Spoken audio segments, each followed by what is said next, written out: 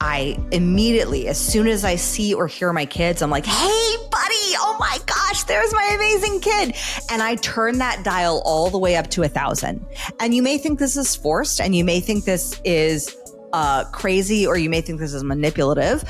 You can think however you want to think it, but it shifted the behavior. If it was a mindset problem then, so what was like the first subconscious program you had to break to reclaim your self-worth? The belief in enoughness, and also surrendering the belief that I had control over anybody else.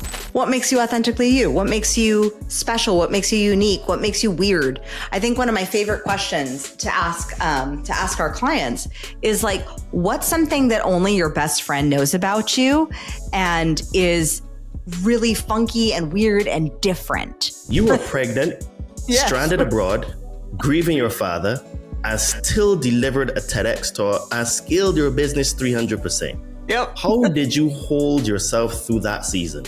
So you're bleeding out all over them, and you're bleeding the negative emotions of shame and guilt and fear and anger and blame that serves no one. It just leaves a heaping mess everywhere. Hey Conscious Man 7 family, quick question before we start. Do you love the depth of these conversations but hate when ads break the flow? I get it. Ads can feel like speed bumps on a highway, pulling you out of that deep zone. That's why we created a way for you to enjoy every episode completely ad-free while supporting the show at the same time. For just a few bucks a month on Patreon or Locals, you'll get full access to uninterrupted episodes. You'll get direct access to me so you can ask me any questions that you have, some cool other perks like early releases, and you'll also help us keep bringing you the powerful conversations that mainstream platforms won't touch. The link is in the show notes. Join us there and be part of this movement. Ever look up and see those dull, grey skies streaked with chemtrails, and you feel your energy sink? You're not imagining it. Something in you knows the sky isn't supposed to look that way.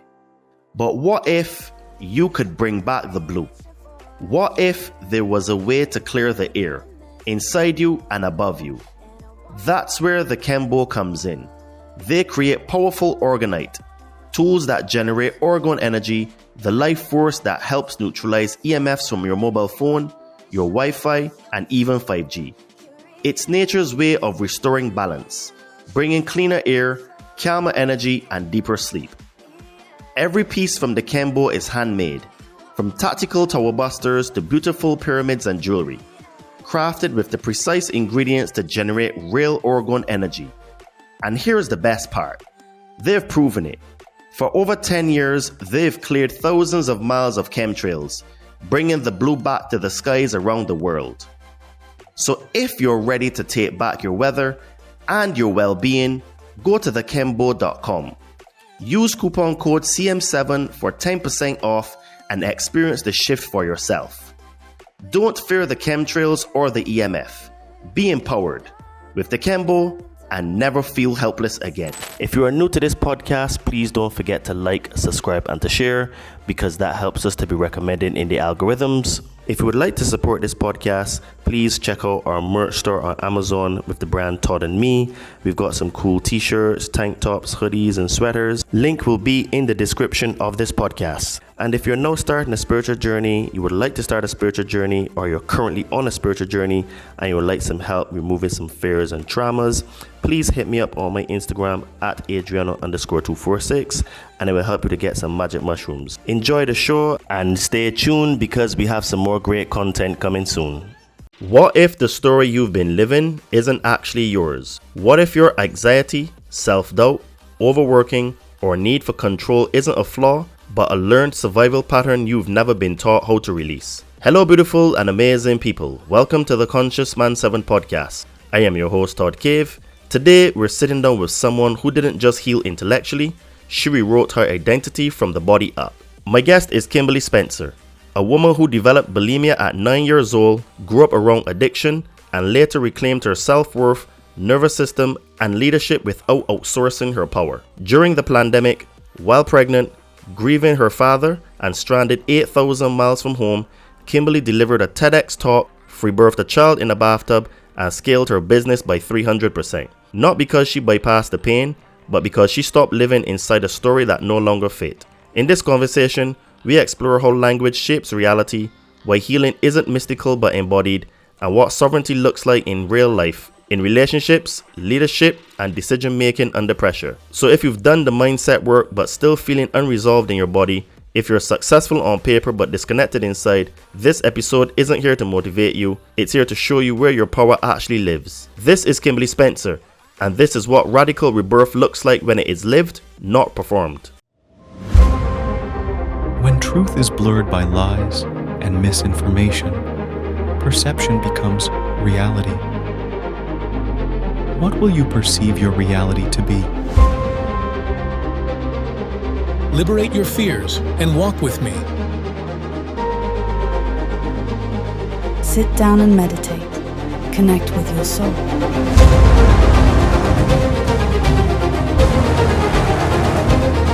Be a monster and then learn how to control it. You got to be willing to do the work.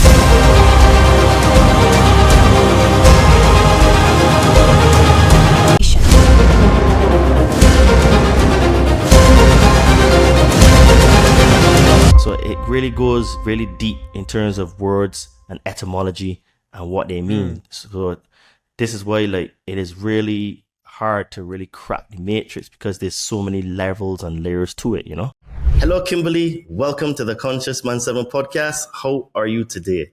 Hi, Todd. I'm doing great. And we have a special guest here today as well. My daughter is joining us. She fell asleep, and as we were talking before the podcast, things happen, plans shift, and I was like, well, we'll just make it work. And I think that's one of the assets of being a mompreneur and just having children, is you just learn to be at peace with what is. And I think going through all of the struggles of many of the things that I went through, it's like my mom and I both have the phrase, we just really own it, of just like, it is what it is. And we work with what you have, and we work with reality, and then we see how we can pivot it to still receive, achieve, and what we desire. What you're saying, I think, is applicable to every human being, because I possibly is more applicable to a woman, a mother, but I think it's very applicable to everyone, because as we were saying before we started, you can make all these grandiose, fantastic plans, and then life comes and says, nope, you're not going to do that. I'm sorry, son, try again. And I'm realizing more and more that life is all about having the ability to pivot and think on your feet and to adapt to situations, because while he who fails to plan plans to fail, I think that planning is still good. But at least if you have a plan, you can somewhat say, okay, well, I can do X, Y, and Z to counteract or mitigate. At least you have a bit of a direction. But having no plan, I think, is completely worse. But I do agree with you that it is all about adaptation and being flexible and, just being able to change when life throws a spanner in the spoke of the wheel, And I mean, spokes in the wheels happen all the time in business and in parenting. And, something surprising happens and there's a pivot that needs to be had. And it really is, that's the measure of resilience, is how do you go, not go with the flow. Like, I like go with the flow, because there's a misconstruction around what people perceive as flow. And I'm like, I've whitewater river raft. And when you go on whitewater river rafting, and you're paddling down a roaring whitewater rapids, that's a lot of flow. It's a lot. But there's also, you're paddling, there's work involved. And I think that there is a belief system around flow should always mean easy, but flow means in motion. And if you look at something that's not in flow and that has a lot of ease, that's stagnation. That's a stagnant puddle versus something that actually has flow. Sometimes the flow is from rapids, and the ease comes after you get that, you went through the rapids, you made it on the other side, and now there's an ease, but there's a speed that's coming with the ease. where it's still pushing you because you still have all the stuff that you went through moving that river downwards. Yeah, I agree with you. And I don't know if it's a human condition, but we seem to always want to have everything easy. And what I have learned in my journey is that nothing that is good is free or easy. Everything that is worth something must be paid for in money, energy, time, or just strength. If you have to lift something or move something, there's always a payoff. There's always a trade-off. There's always something to give or to sacrifice. And I think that one of the reasons why we are in the state that we are in the world is that things have just become too comfortable for us, and we expect everything easy. And when it's not easy, then we're frustrated. And while I don't like to have things difficult, I do realize that if it is not difficult, I probably wouldn't apply myself as studiously and diligently as I have to achieve the things that I've achieved. So I do think it's this sort of like a yin yang, this sort of like a up and down situation where you can't get something unless you give something. So it has to be like this. It's almost like as a law of the universe. So I'm just like, all right, I'll just accept it, because it doesn't make sense me trying to fight it or to argue about it or to moan about it or to cry about it. It's not going to change. So I just get on with it. And I just say, all right, well, here's another challenge. And all right, let's see what I can learn and what I can do different. How can I improve? And I think it's that shift in mindset that I think makes a big difference in life, parenting, business, just becoming a better human being. You know, I think that ethos, that mindset is very, very important through the entire journey of life. 100%. I think it was something that I said in my TED talk about, each death, each mindset shift is in essence a death of who you were. It's a death of belief systems. It's a death of the thoughts you used to think, the feelings you used to feel on a regular basis. And it's a conscious evolution and evolving of your identity. And when you can look at it as the belief of like, what gets to die today? like what belief system, what habits are no longer serving me? What skin do I get to shed? Almost like a snake.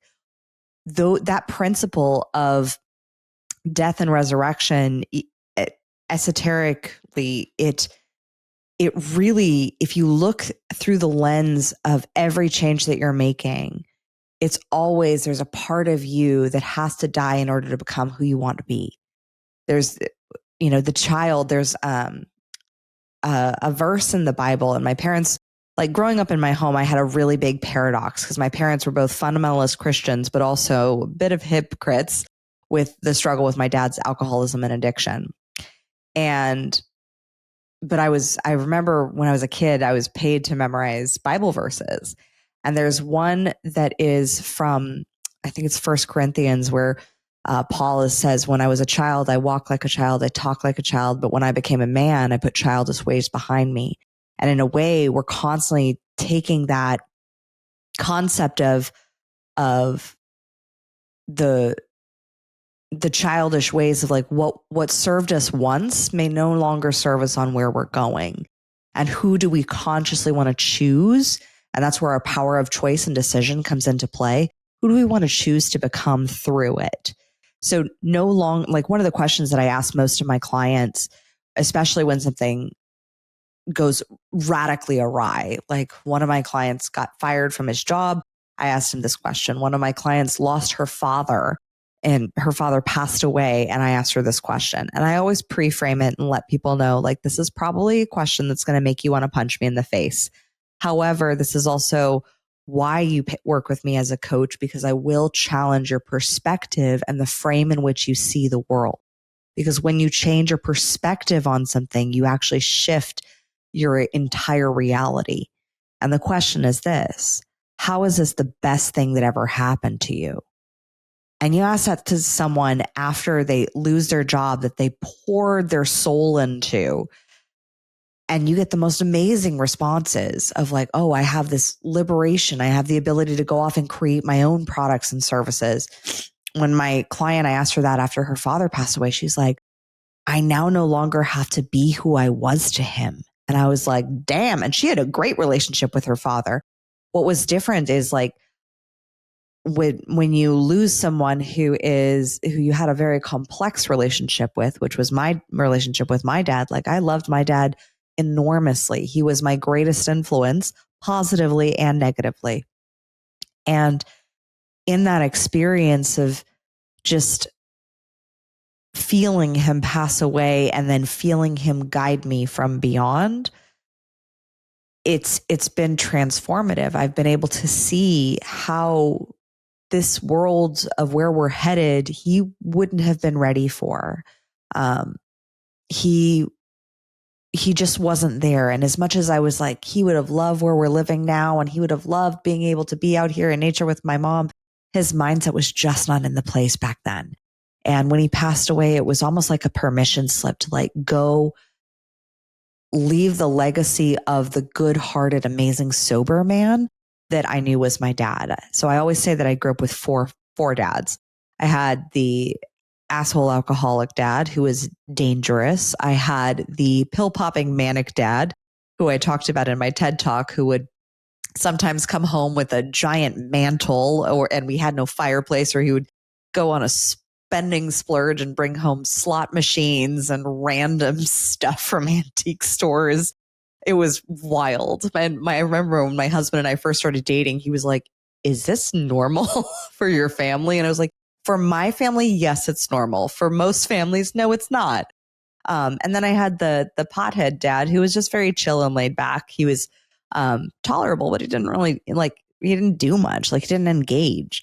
And then I had my really amazing present sober dad. And when he was in that spot, he was phenomenal. And like the most generous man that you could meet. And that's the one that I want to leave the legacy for. And two is remembering that and seeing how each of those versions of him shaped me. And it wasn't until he passed that I actually realized with such compassion that, oh my gosh, the times that were the hardest in my life during my childhood and the times that were riddled with the most abuse, when he was drinking the most, was right after he lost his parents, who he had a complex relationship with, who he faced abuse from, who he faced lies and all the things. And I was like, wow, his only tool and resource that he had was alcohol. That's the only thing he knew, was alcohol and God and the church. So he tried both. He just did both. He was just a walking paradox in that sense. But that awareness gave me so much compassion, because I was pregnant with my second son then. And so I just had to feel it all. Like, there was no numbing. There was no, even if I had wanted to, there was no escaping the depth of the feelings of grief that come with when a primary caregiver passes. And it was in that space that I just realized, just being 8,000 miles away from my family and realizing, wow, his only tool was alcohol and the Bible. Like, those were his only tools. That was all he had. And he did them both, because like when you're grieving, you're kind of grasping at who do you want to become now that your primary caregiver is gone, and who you had to be for them is no longer the case. And so when I got to have that opportunity and I just, it shifted my perspective as far as what I believed about my experiences growing up. And instead of looking at them as like, oh, look at what happened to me, it was like, wow, I can't imagine the amount of pain he was in, searching on a quest to try to numb or feel or figure out the why of why did that happen? You know, because even when it's a parent that you have a complex relationship with, there's still the feelings of, why did that happen? Like, what happened? Could I have done different? The relationship of all the possibility of all that you had hoped for that person is no longer. And it's a really interesting paradox that I found myself in 8,000 miles away and pregnant. And it took me, quite honestly, because not only did I lose my dad passed in 2021, January. And then we lost his best friend that year or two. And then my childhood friend, who was a neighbor that I grew up with at the young age of 28. And then we lost in the following January, my grandma and my aunt. And then we moved countries, and then we moved states, and we sold my childhood home and moved my mom with us to Texas. And so there was a lot of transition. And I remember in 2023 or 2024, I was like, okay, no one died. We got through 1 year when no one died, because there was a lot of, quite frankly, trauma and processing of grief and movement, and just the sheer upheaval of that past 5 years, half a decade. And I feel like now, after giving birth to her, I'm like on the other side of, I am not the person who I started this year out. And I've become such great friends with change and such great friends with grief that I'm able to have a capacity to hold space more than I thought for love. Because when I see someone who's grieving or who's going through it and who hasn't been through it, I just am able to just hold that space. Because when you're grieving, it's a weird process. It really is. And it is a process. And there's pieces to it to heal through, to figure out, to navigate. But also sometimes there's also like we were talking about earlier before we hit record, like the legal pieces. Like sometimes documents need to be sent, and they don't have, the deadline is the deadline. They're not, you miss it, and it's like, oh, sorry, that was the cutoff or something. So there were, just being able to navigate it, it was a lot for both my mom and I. And now being on the other side, we just look at each other with so much gratitude. And I have so much honor and reverence for my family. Like, to be able to have the conversation that I had with my aunt, I will remember that conversation until the day I pass, because I got to be with someone in their final moments of, what does someone wish they did with their life? And that's a gift when you get to have that level of reverence of, wow, somebody had a life and it was beautiful and it was long. I mean, my aunt lived until I think she was 70, 75, which to me doesn't even seem that long, because my husband's turning 57, 58 this year. I'm like, no, that's a short life for what I see. I'm like, no, that's too short. But to be able to have a conversation with someone at the end of their life where they're looking back and they're wanting to see, like, do you want to know anything else about me? How can you carry on my legacy? And that's a huge, it shifted the way I view business. It shifted the way I view my kids. It shifted the way I do pretty much everything, where I look at, like, if that was how I got my book my book published last year. I looked at my life and I said, if I were to die today, within this next year, what would be the thing I would most regret not doing or not becoming? And 100% it was a solo published author. And I said, okay, that's it. That's the goal that we're going for then. And since then, I've gone subsequently for a crazy goal that I love, that is every year for the next 13 years until I'm 50. We'll see what shifts after I'm 50, but for the next 13 years, I want to publish a book. So we had the book Make Every Podcast Want You come out. And then this year we're having my first children's book that I always knew that I was going to write and publish and get it out there. And this year I just was like, well, why not? And it has nothing to do with my business. It has nothing to do with anything other than modeling for my kids the power and the path of entrepreneurship, and taking something from the spiritual and mental realm and bringing it into physical reality in terms of the power of imagination and an idea that you can actually turn into something that then people buy, that brings them joy, that serves you, that serves your family by bringing in money and income, and then also serves other people by bringing them joy, and that you can literally make money doing anything. these days, and to be able to show them that and show them the power of entrepreneurship that I think is really the way of the future. If we're looking at the trajectory of the world right now, quite frankly, with AI, like it will be the entrepreneurs, the creators, the innovators who last.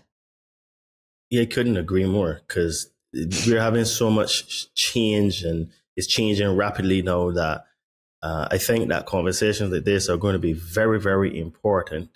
So let's talk a little bit about your origin, because you shared some really interesting stuff about your story, but let's show people how you got there and what you went through, because people that may have been listening to the first 2 minutes of the conversation, oh, well, it's all great for her and she did that and yay. But everyone has to understand that there's a process that you go through. So when you look back at your childhood, growing up around addiction, what belief about yourself formed the earliest crack in your self-worth? Oof. It was the belief that I was not enough, the belief that I deserved to be hurt. Really messed with that was a shocking one that I didn't realize until I was about 28 that I was still holding on to. It shaped the belief that I could try, like it shaped my desire and general proclivity to try to be controlling of everything and everyone. And maybe if I could just control myself enough, and control is a complete illusion. But at the same time, it was like, that was like the strings that I could hold on to. And it's really hard when somebody that you love hurts you so deeply. And to give you context, like there was emotional abuse, verbal, and one-time sexual abuse with my father. And that experience really broke me in many ways. And I didn't really recall it until I was about 17 years old and going through another transition of healing from bulimia, and finally coming out and saying, I think that this happened, because what happens is our unconscious minds repress memories until we're emotionally ready to process them. And that's why sometimes you'll have some feelings come up randomly and it's like, oh my gosh, where is this coming from? And that is the unconscious mind saying, are you ready to process this? Are you ready to heal through this? No? Yes? Maybe? And it's kind of testing the waters. And that's what my unconscious mind did when I was about 15, 16, 17 years old, because that was the time that I had decided that I wanted to live. And I use that word very, very specifically because I didn't realize until I was 16, when I was deep in the throes of bulimia. I started bulimia. It was my way of coping. It was my way of controlling the situation. It was my way of controlling myself. I created constructs upon constructs around food and my body. And maybe if I was skinny enough or pretty enough or got good enough grades, then my dad would stop drinking. Then we would have the perfect family. Then. And that's not the case. The only person that can create change is you. And the person who is causing the challenge. And so I looked at, I had put myself into modeling. I just modeled my dad's addiction. It was just in a different form. I was trying to control through bulimia. He was trying to control through alcohol. And in that space, I was able to heal. When I first came out and told my parents, I remember I was about 16 years old. And I said, I've been throwing up my food. A little girl who's deciding to wake up. And I said, I've been throwing up my food. And my dad goes, oh, I do that sometimes. Not the response I was planning on coming from. Like, you know what I mean? Not the response I was planning on coming out. And my mom was shocked and horrified. And it was my mom who actually, in a way, saved my life, because she bounded up the stairs one night after dinner and said, and like literally tackled me to the ground as I was on my way to the toilet to go purge my food. So she was the one who came through and she's tackled me. She's literally sat on me and said, Kim, I love you too much to kill yourself, to let you kill yourself. And I was shocked. because it was the first time I realized that an eating disorder was a slow form of suicide.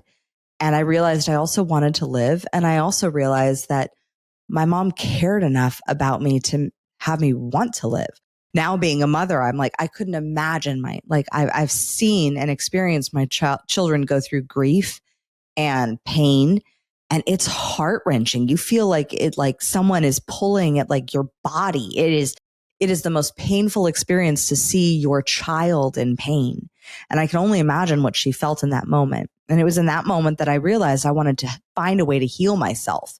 And so I started initially doing what I was good at, which was focusing on dieting and focusing on figuring out and trying to control my circumstances. And it wasn't until I got introduced to Pilates at the age of 19 that I realized, oh, wow, I actually found a form of exercise that felt good in my body.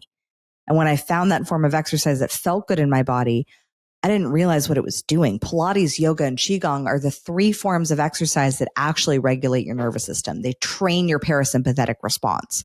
My nervous system was fried on sympathetic fight, flight, freeze consistently for over a decade because I was anxiety, constantly spiraling, would crash into depression if I got a C or a B even. Oh my God, God forbid I get a C. I would, if I gained 5 pounds, everything, what circumstances all impacted my feeling. Okay. So I've got a question then. So you developed bulimia, as you were saying just now, at 9. What was the moment you realized it wasn't about food at all? It was about the story underneath. That was really around 16, 17, like around that time. I realized that I had it was actually when I went away. I was 16 years old. I went off to drama camp in England, and I was studying at the British American Dramatic Academy. And it was when I was there, because my dream back then was to be the female Clint Eastwood. I wanted to write, I wanted to direct, I wanted to act, I wanted to be the producer, the creator of my own films, of stories. I was always obsessed with stories, and I grew up in Los Angeles. So I wanted to be a filmmaker in film and an actor. And so I started studying Shakespeare and musical theater. In fact, it was musical theater that actually helped me unlock my voice. And that's why I love retreats. That's why our time in Australia was so valuable for me, because I was 8,000 miles away and there was no other, the environment was completely different. So when I was studying at the British American Dramatic Academy, I had a very good friend. Her name is Alex, and we lost touch years ago. But I remember her telling me, she goes, "Kim, you never look people in the eye." And I was like, "What do you mean?" And I was just looking all around. And I was shocked that she would say that. And that it was that moment she goes, "You never look people in the eye." And that was when I first actually told the truth and came out about my eating disorder. And because you're in an environment of a lot of feelers, actors are very good at feeling things, but that the experience of being around a bunch of feelers who feel deeply, who are studying actors study the underlying motives and intentions of a character. I had that reflected back to me. And I was like, oh, maybe there's something deeper to my own behavior that I've been saying. It's all about this thing, about me being skinny, about me being fit, all the reasons consciously as to why I was doing this very detrimental habit. And the ability to see like, oh, there's a deeper underlying issue here. And when I came back and I got to face my dad and I saw some of the things that I saw and heard, and I say saw specifically because sometimes there are moments of your life where you're kind of removed in a third party position where you can kind of see yourself in the scene with the person who's causing you harm. And that's a very powerful perspective to be in, because it creates a greater awareness of how it actually is instead of from your own point of view. It's a third party positioning that is an exercise I do with many of my clients in NLP. But I didn't realize that I was doing that in this conversation when I got home with my dad. And I just heard him saying some of the things that he said. And I was like, wow, I don't think he even realizes how hurtful that is. And I didn't even realize, oh, wow, that is an incredibly hurtful thing that he just said to me. And he doesn't think it's anything. He thinks it's a joke. And I'm taking it personally. What if I don't have to take it personally? What if there's a different story that I could write? And I started to realize these underlying layers that went into my behavior. And then as I started to train in Pilates, that was my first business as a freelance Pilates instructor. I became certified at the young age of 19, went off because I wanted to move out, quite frankly. I wanted a job that would allow me the hours to work in Hollywood, but also that would allow me the financial stability to move out and move away.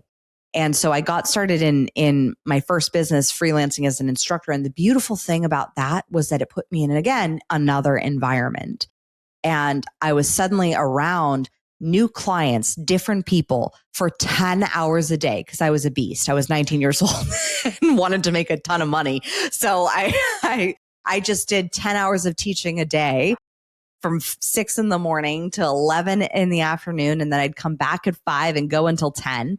And in the interim, I would work on screenplays and networking and all the things to do in Hollywood. And by being in that different environment, I started to talk to clients. Because when you're a Pilates instructor, if you've been a personal trainer, you talk to your clients. You start, realizing and being exposed to different belief systems. And it was in that time that I started to realize there's different ways of believing in that a relationship can be. I was like, wait, like one of my clients, her name was Barbara. She was amazing. She taught me that you don't have to be always fighting with your husband. I was like, do you ever fight? And I remember asking her and she was like, no, like, why would I marry someone that I'm always fighting with? I was like, that's fascinating to me. Really? You're not always fighting? Like it was revolutionary. That's why I love going on podcasts and I love listening to podcasts, because in listening to podcasts, you are learning from other people's stories. You are able to borrow other people's belief systems about what's possible. And when you expose yourself to new belief systems, that allows you to shake the frame of what could be possible for you. So that was one. The other belief system that I got challenged that I loved was I had 2 clients, one who was an amazingly successful lawyer, had 2.5 kids, would come in at like 6 months pregnant. I would train her at 9:00 at night.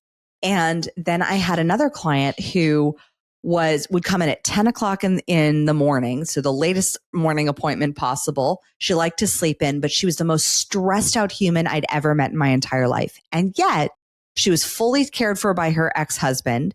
Her kids were grown, like in high school, so they didn't need her as much. But I'd never seen a woman stress out so much over PTA napkins and like little tiny micro details.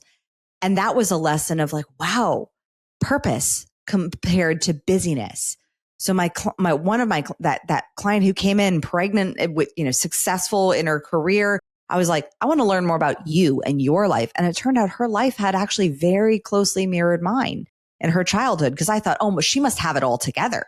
She must have had a perfect childhood. She's able to successfully have this amazing career, and she's able to, run her house and make these amazing ladybug cakes. I still don't do much baking, but but she was able to do all these really cool things. And meanwhile, I looked at this other client and I was like, I felt sorry for her. I was like, wow, you are busying your life with so much worrying about things that just don't matter. Like nobody's going to remember the napkins at the PTA, fundraiser, but there was so much stress and pressure because she was lacking purpose, because every piece of her purpose she had felt in a story that was taken away from her because of her ex-husband, because her kids were older.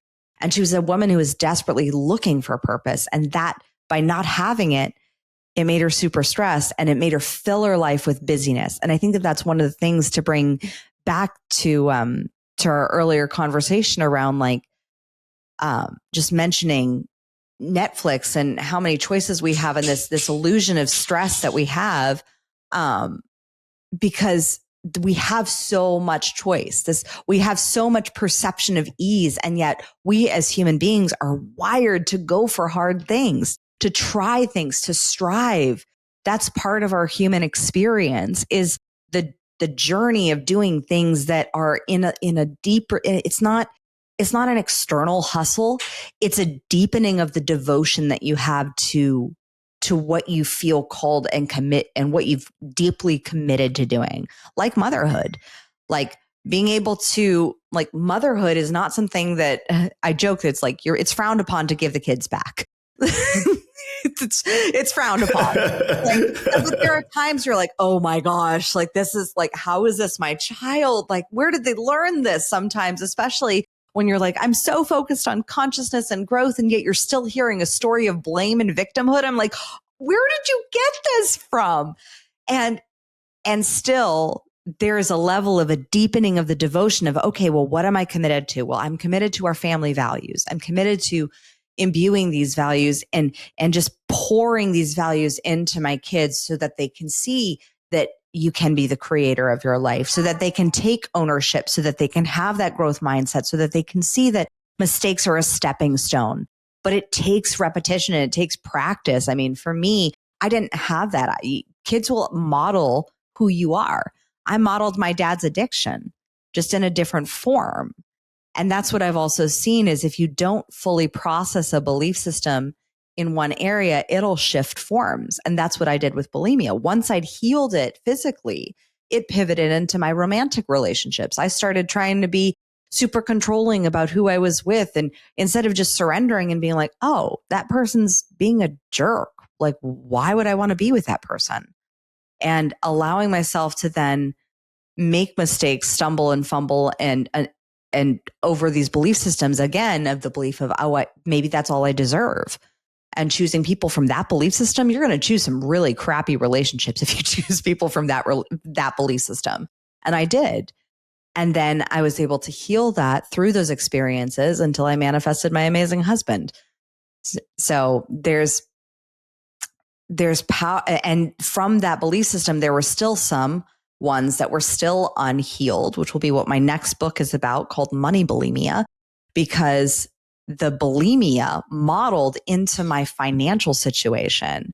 So I would, as I grew my businesses, and this really happened with my e-com company after I was a Pilates instructor, I had the dream of a lifetime. My film that I co-wrote with the director was produced, distributed. Lionsgate picked it up. Netflix picked it up. 24 years old. My dream is fulfilled. And I'm like only 90% fulfilled. And I'm like, okay, all right. Okay, God, like what's next? Like, obviously this isn't completely it, but I found out that film changed 3 people's lives and from going down a drug infused path. And I was like, that's what I want to do. I want to change people's lives, but I don't know how. And I had the opportunity through some family context to come in as a consultant on a product that was being taken to market that was a back stretching device. And I saw the product. I said, oh, I know this from my Pilates background. I can sell this. And so I got into that relationship and that partnership. And I said, I don't just want to be a consultant. I want to be a partner. I want to take this. I want to be a partner in growing this business. And I got into a partnership where, for me, I noticed some orange flags early on where I was like, oh, maybe there's some, like, I just had that intuitive nudge, but those conscious reasons came back, and those conscious reasons of, oh no, this is a great opportunity. This is a once in a lifetime thing. This is going to be such a powerful thing for you. This is going to be so great for humanity to bring this to the world. And all those conscious reasons came back, and I ignored my intuition. And 2 years in, my hair's falling out.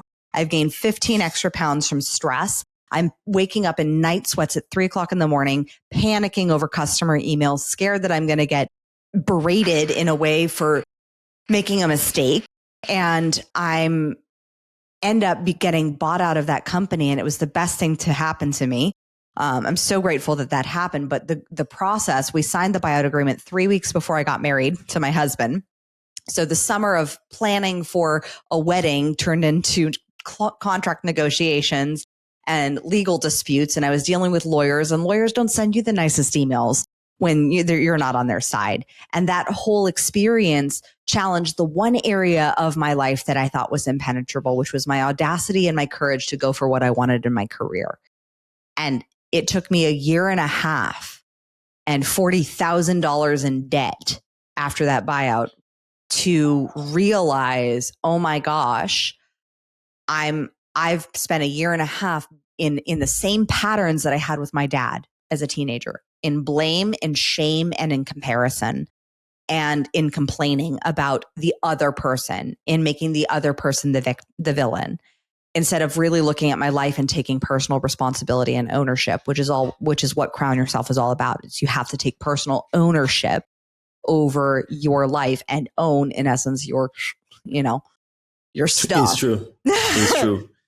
It's true. Oh, go ahead. So you played, you call it playing roles because you wanted to be an actor and stuff like that. Mm-hmm. So when did you stop playing roles and decide to become the real you? When I met my husband. It literally was that night. Yeah, it was 13 years ago.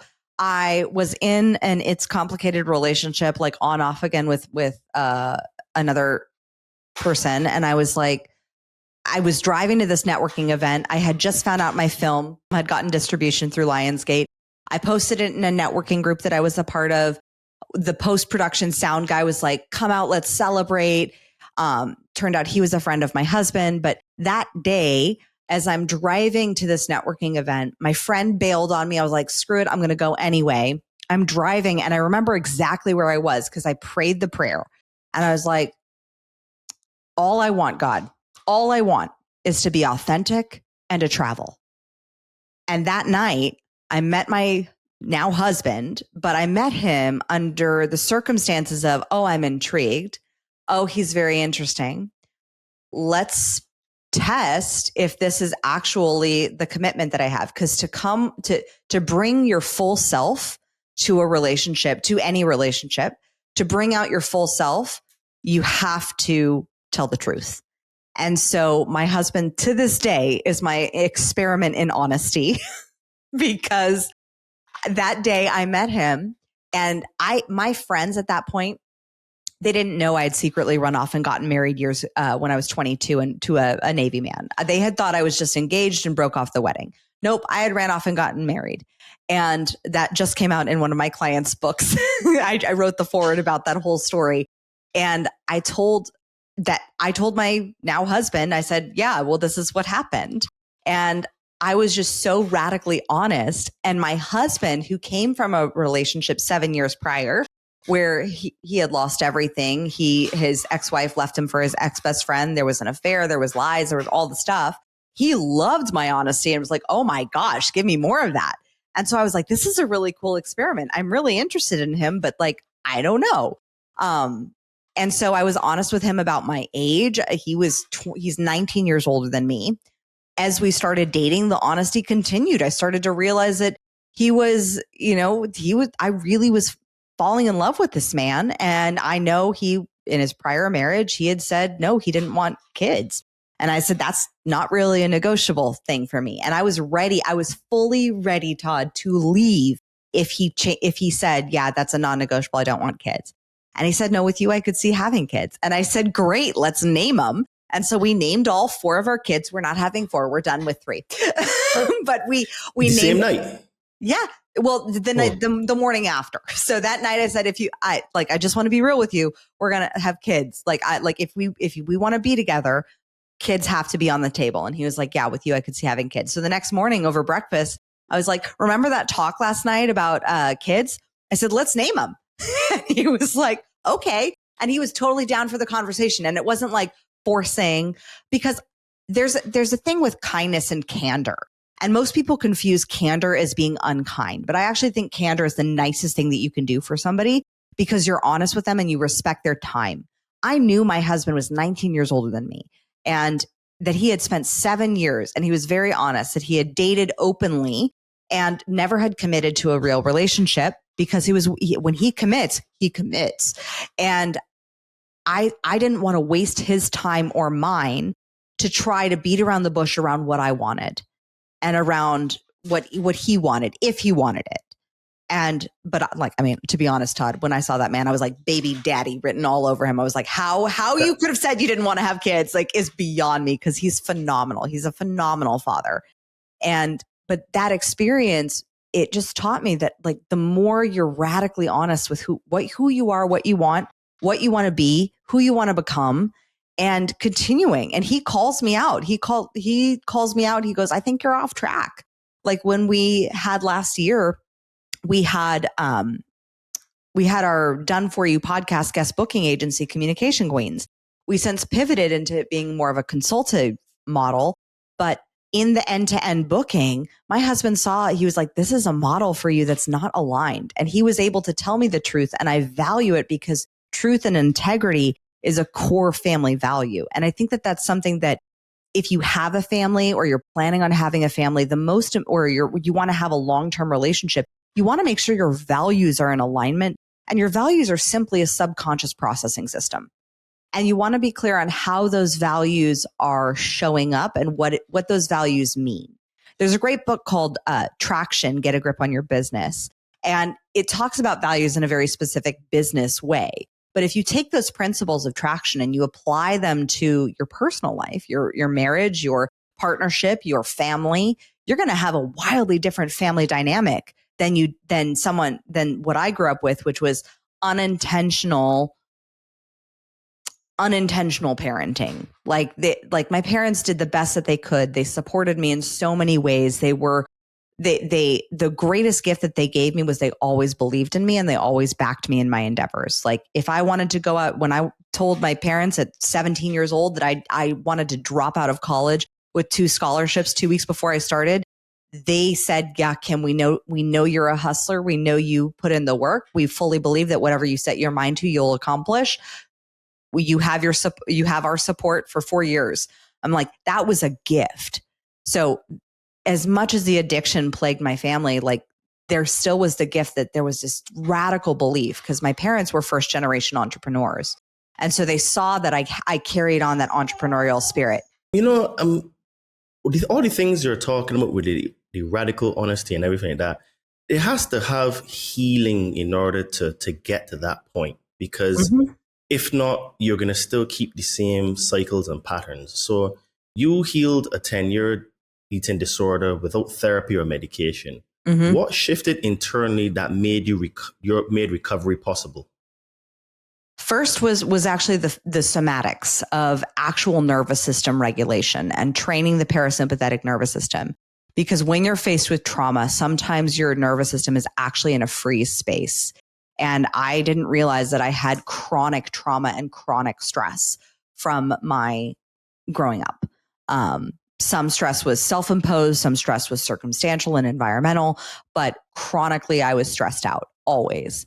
And so it was in training the parasympathetic nervous system to basically come on. Because in essence, you want your nervous system to go up and down. So you want to the sympathetic nervous system is not bad. We need that to go for goals. We need that to kick the soccer ball into the goal. We literally need that to run down the field and to chase, to chase something, to play tag. That's the sympathetic nervous system. It's supposed to turn on when we are in action and in motion. And it's also supposed to turn on when we need to run away from something that's endangering us.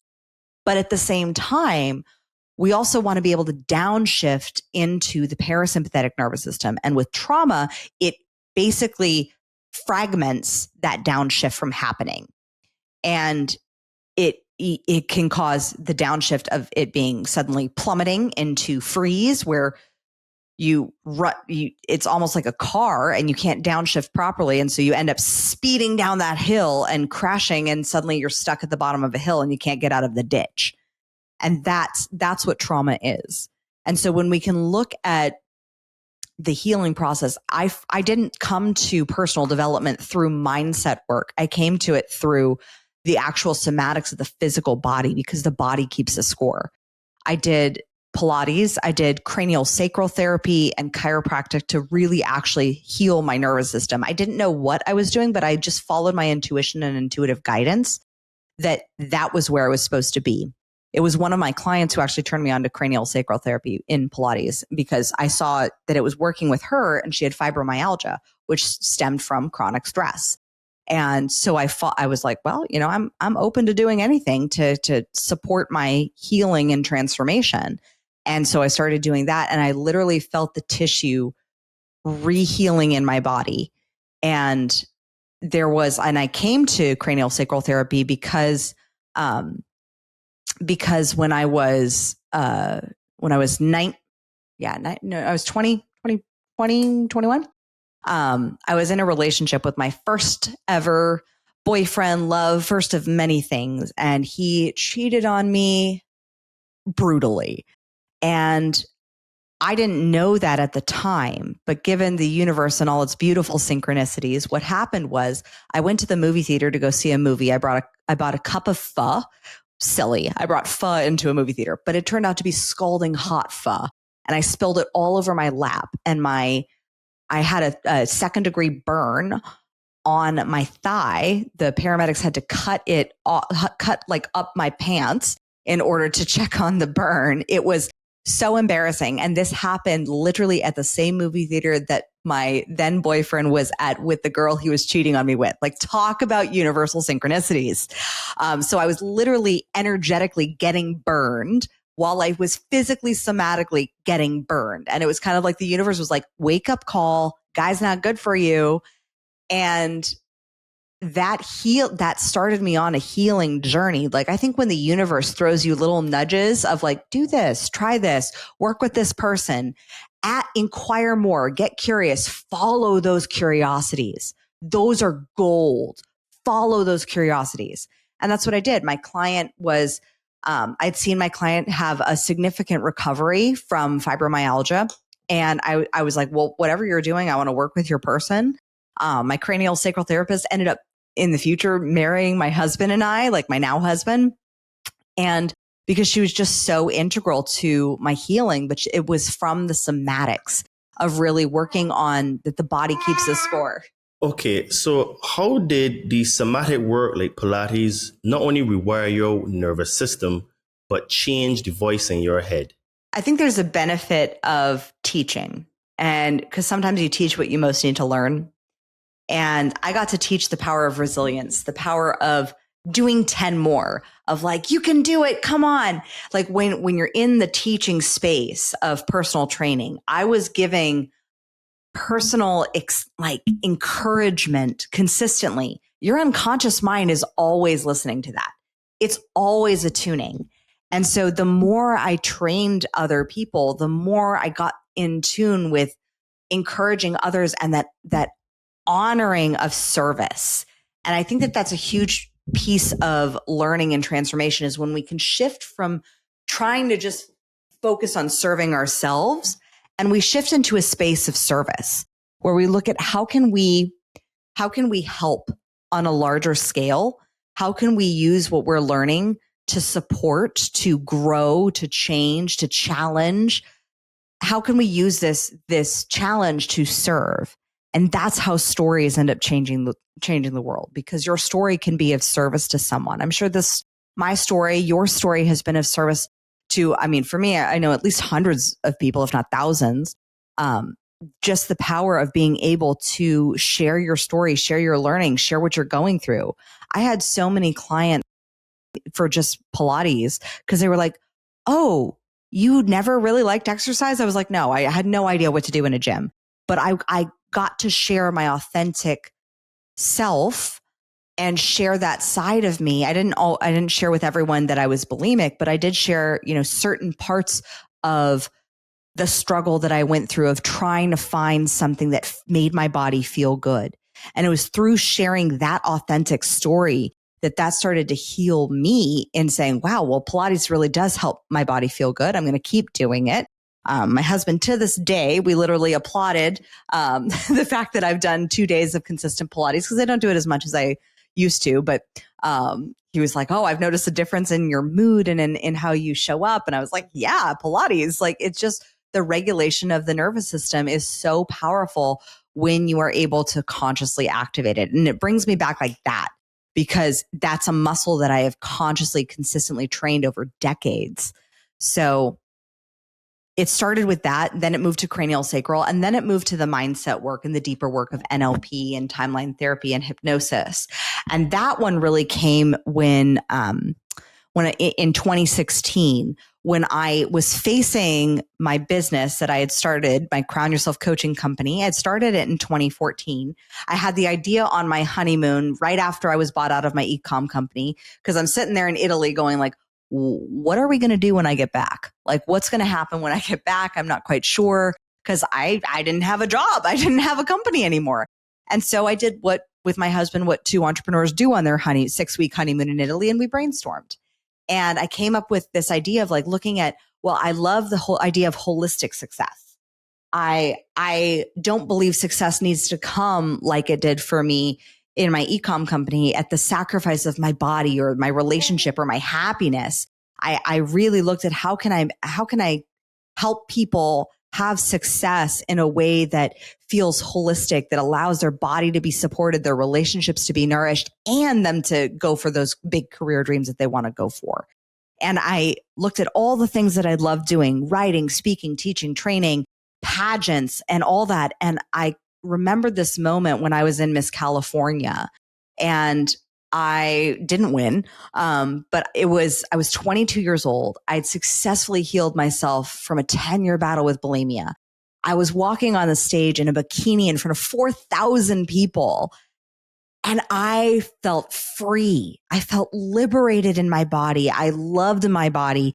And I looked at that row of faceless judges in the shadows of the crowd, and I said, I no longer needed their validation. I no longer needed their crown. I knew I crowned myself in that moment, and I didn't need anybody else's permission or validation. I knew what I had gone through to earn that. And so I leaped off the couch and I said, crown yourself. And my husband goes, what's that? And I said, that's the name of my company. And he said, great. What do you do? And I was like, something like Marie Forleo. And he was like, okay. But I immediately went into what I call productive procrastination, where I did all the things in business that make it look like a really nice, sparkly piece of turd. Because I made it look nice on Instagram. It like pretty photo shoots and all that. But underneath, it was making no money. There was nothing being made. I think in my first year in business, I made $115. The $15 came from me actually testing how to buy a product through my own CRM system. So 15 of it was self-funded. But by 2016, I looked at the pattern that I was in. I was in such a deep pattern of self-doubt. I didn't trust myself to run a business because of the experience that I had gone through with dealing with a whole bunch of lawyers that brought up every insecurity on the face of the planet around my competency to be able to run a business. And because of those doubts, I then said, oh my gosh, I went a year and a half in blame, shame, and complaining.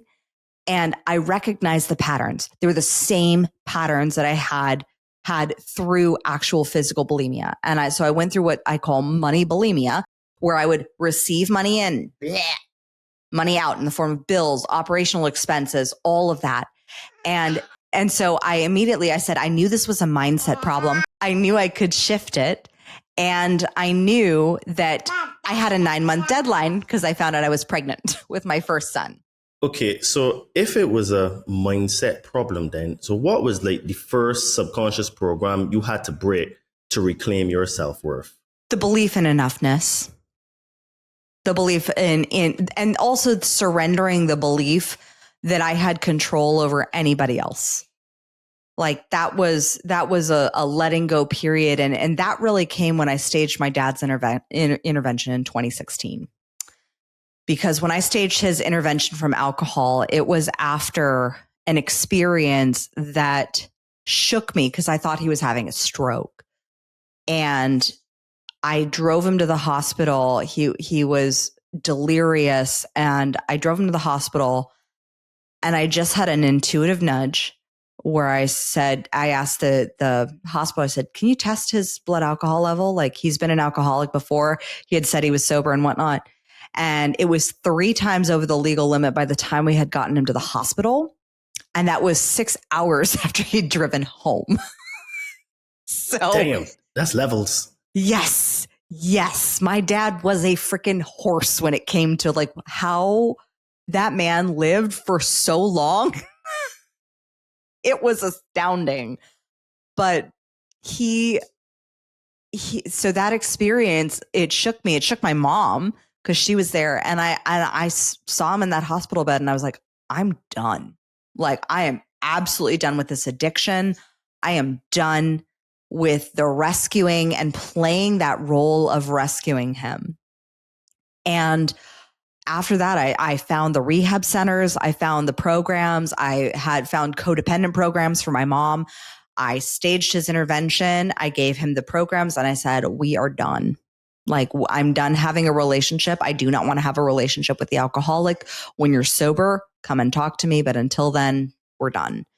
And you have all the tools, all the resources, everything that you could need that is supportive of you getting the help and healing. It's now on you. And I broke off from that codependent relationship that I'd had as the rescuer inside of the drama triangle. And if you're not familiar with the concept of the drama triangle, it was created by a psychologist in the 1960s. And basically, you think of a triangle, and you have at the top point, you have the rescuer, the hero, the person who swoops in and saves the day. Because then you have the other side that's the victim. Oh, the poor me, everything's somebody else's fault. They need to be rescued. And then on the other side, you have the villain and the one who's the bad guy, the one who always is wrong. So I regularly in my dad's story played the role of either the rescuer or the villain. I was the bad person who would point out when my dad wasn't sober. I then would be gaslit for, oh, Mo, how dare you? No, that's just, Listerine. I would have all those stories come up, and I would be the bad guy for actually pointing out and saying, no, dad's behavior is off. Like, I know he's off. This is something off. And when you flip the drama triangle, when you actually remove yourself from that scenario and that situation, the victim becomes the creator of their circumstances. The victim has to realize that they are a powerful creator of their reality and their world. Right? And she's like, yeah. Even the baby agrees. We are programming her subconscious mind right now. So the victim becomes the creator of their world. The rescuer becomes the coach. A coach is not an enabler. And I've seen this modeled in both therapy and in a lot of coaching scenarios where there's a belief in like, oh, I always need a coach. I have to be in this coaching program. And I've seen this one recently in the coaching world that it bothers me to no end of saying like, I need to mortgage my home to pay for this coach, get a second mortgage to pay for this coach so that they can save me. I'm like, babe, you're in the drama triangle. Like, you're stuck in, that's not consciousness. You're stuck in the drama triangle, hoping that someone will rescue you for the problems that you're having in your business or in your relationship. The problem, you got to look to you. You got to say like, how am I creating this? It's so true. It's so true. And then the beautiful thing is the villain. This is my favorite part, is the villain becomes the challenger, the disruptor, the innovator, the one who changes that not only the generational narrative, but also potentially the societal narrative. It isn't until we stop blaming that other person and say, like, let's look at like what holes need to be poked in this box. Like this box, the emperor has no clothes. Like, let's look at this. Let's be the villain and actually say, like, we need to challenge some systems. And that could be societally. That could also be familially. That could be in the system of your family of like, if you have someone who continuously plays a role of the bad guy, who's getting blamed for all the stuff being wrong. And that's where I had to take ownership of my own responsibility. I had put my dad in the villain role of my life for years. And I had to take ownership and stop blaming him and recognize I was the villain of my own life. My dad never was putting my finger down my throat. That was me. I had to take ownership of that. I had to say, oh no, my dad, the experiences that I had with my dad may have caused me to, may have stimulated, triggered, or activated the furtherance of my behavior. But ultimately, my behavior of how I responded it is my fault. And I had to look at my own villainization of him and not pivot it into taking his blame. Blame is not ownership. Like even blaming yourself. And I've seen this with a lot of high performers is they would rather, because a lot of times people's high achieving goals comes from a victim background of they have been victimized in some way from some form of trauma that stimulates their desire to go out, to achieve, to prove, to do all the things. At the same time, if you put yourself in the villain role, which some high achievers are actually more comfortable being in, they'd rather be the bad guy in someone else's story and be the bad guy in their own story. So they take 110% of responsibility. I'm like, no. That's not ownership either. I had this with a client of mine where he had been divorced for a decade, and his ex-wife hadn't really gotten her stuff together. She was still struggling. She was still complaining. And he was like, oh man, she would have been better off. And I said, well, in the time, we went through a series of questions. And I said, when is it time for your ex-wife to take responsibility of her life? How long does she get to keep blaming you for her circumstances? She's had 10 years to shift, to pivot, to evolve, to get a job. If she hasn't done that, then that's on her. And we had a conversation around that ownership is really, you get to take 100% of ownership for what you did, for how you showed up in the relationship, for all the things that maybe you caused or created circumstantially. At the same time, ownership comes from when you take that full responsibility, you have to let the other person own their stuff. They have to own it. And if they're not owning it, then that's on them. And It's true. That's where the line of ownership actually gets drawn to where it's no longer blame. That's the big difference that I see. When you make that shift from actually taking ownership, then you get to be the disruptor. Then you get to shift into that space of how can we innovate and create systems of support that are not enabling, but that allow people to rise and that have the expectation and the standards that you have full power within your capacity to rise. So if someone is hearing this conversation now, and because I know that change is difficult, taking ownership and responsibility for anything is also difficult. What's the first sentence someone should speak to start reprogramming their subconscious today? The best way is to just listen. I think it's not trying to speak first, because the subconscious mind, it doesn't like to be coerced. It doesn't like to be forced. That's why it doesn't like to be controlled. Think of a subconscious mind like a toddler. I have raised 3 children. You try to control a toddler, good luck. It doesn't like to be coerced or pushed or forced. It does like to be persuaded and influenced. So we want to look at how, first listen. Take that third party perspective and listen to the voice in your head. Listen to what that version of you is saying. When you mess up and make a mistake, do you say in your head, oh my God, I'm such a loser? Because if you're saying that, that's what your subconscious mind is going after. If you think about your conscious mind and your subconscious mind, the conscious mind is the go-getter. And the conscious mind is a goal setter. So consciously, you set the goal. Here's where you want to go. The unconscious mind is the goal getter. So that it goes after whatever you tell it to go after. But it has no discernment as to whether this is good, bad, right, wrong. It just goes after whatever you say to go after. So if you say those people are bad, it's going to go after finding all the reasons to validate that cognitive bias. The same is true if you say I suck. All of those things that we can say to ourselves and reject that in your unconscious mind. Just take the time, take a week, take a month, and start listening to the dialogue that you have going on in your head. What are you saying? And when I started to realize, wow, I really talk to myself pretty nastily. If nastily is a word, I was very nasty with how I would speak to myself. If I made a mistake, it would be, I suck. I'm a failure. I'm never going to get this right. Well, good luck trying to get something right next time. I then have pivoted the belief system to, I always make the right move. And people are like, well, isn't that arrogant? And I'm like, it could be that arrogant if it came from pride, but it comes from a space of learning. I'm making the right choice with the information that I have available and choosing with the highest and best intention to make the right move. And if that something goes awry from that mistake, Okay, great. I learned, I have data, I have feedback. I then can pivot and make a new choice, or I can make amends, or I can make a new agreement. So there is something new that can be shifted in that engagement, rather than the dialogue of what I had going on in my head before.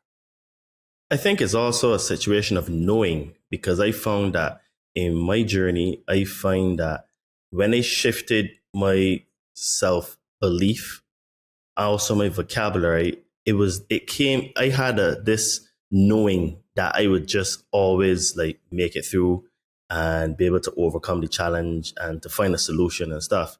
So the vocabulary and, the telling yourself that's going to work out, like how you were saying, like there's some sort of arrogance in it, but I think that it is required in order to get to the next level or to overcome, because you have to have so much belief into yourself that people think that you're crazy, or people think that, you're a bit full of yourself. There has to be some element of that. If not, it just, you will constantly be spinning your wheels, and you will just be stagnating. And, as we say in business, if you're not growing, you're stagnating. If you're stagnating, you're dying, So it has to be a constant, like, level up, a constant coming out of your comfort zone, leaning into your edge, just embracing change. And whatever challenge comes, just say, all right, I'll get through it, and somehow it always does, in my opinion, and for what I've seen.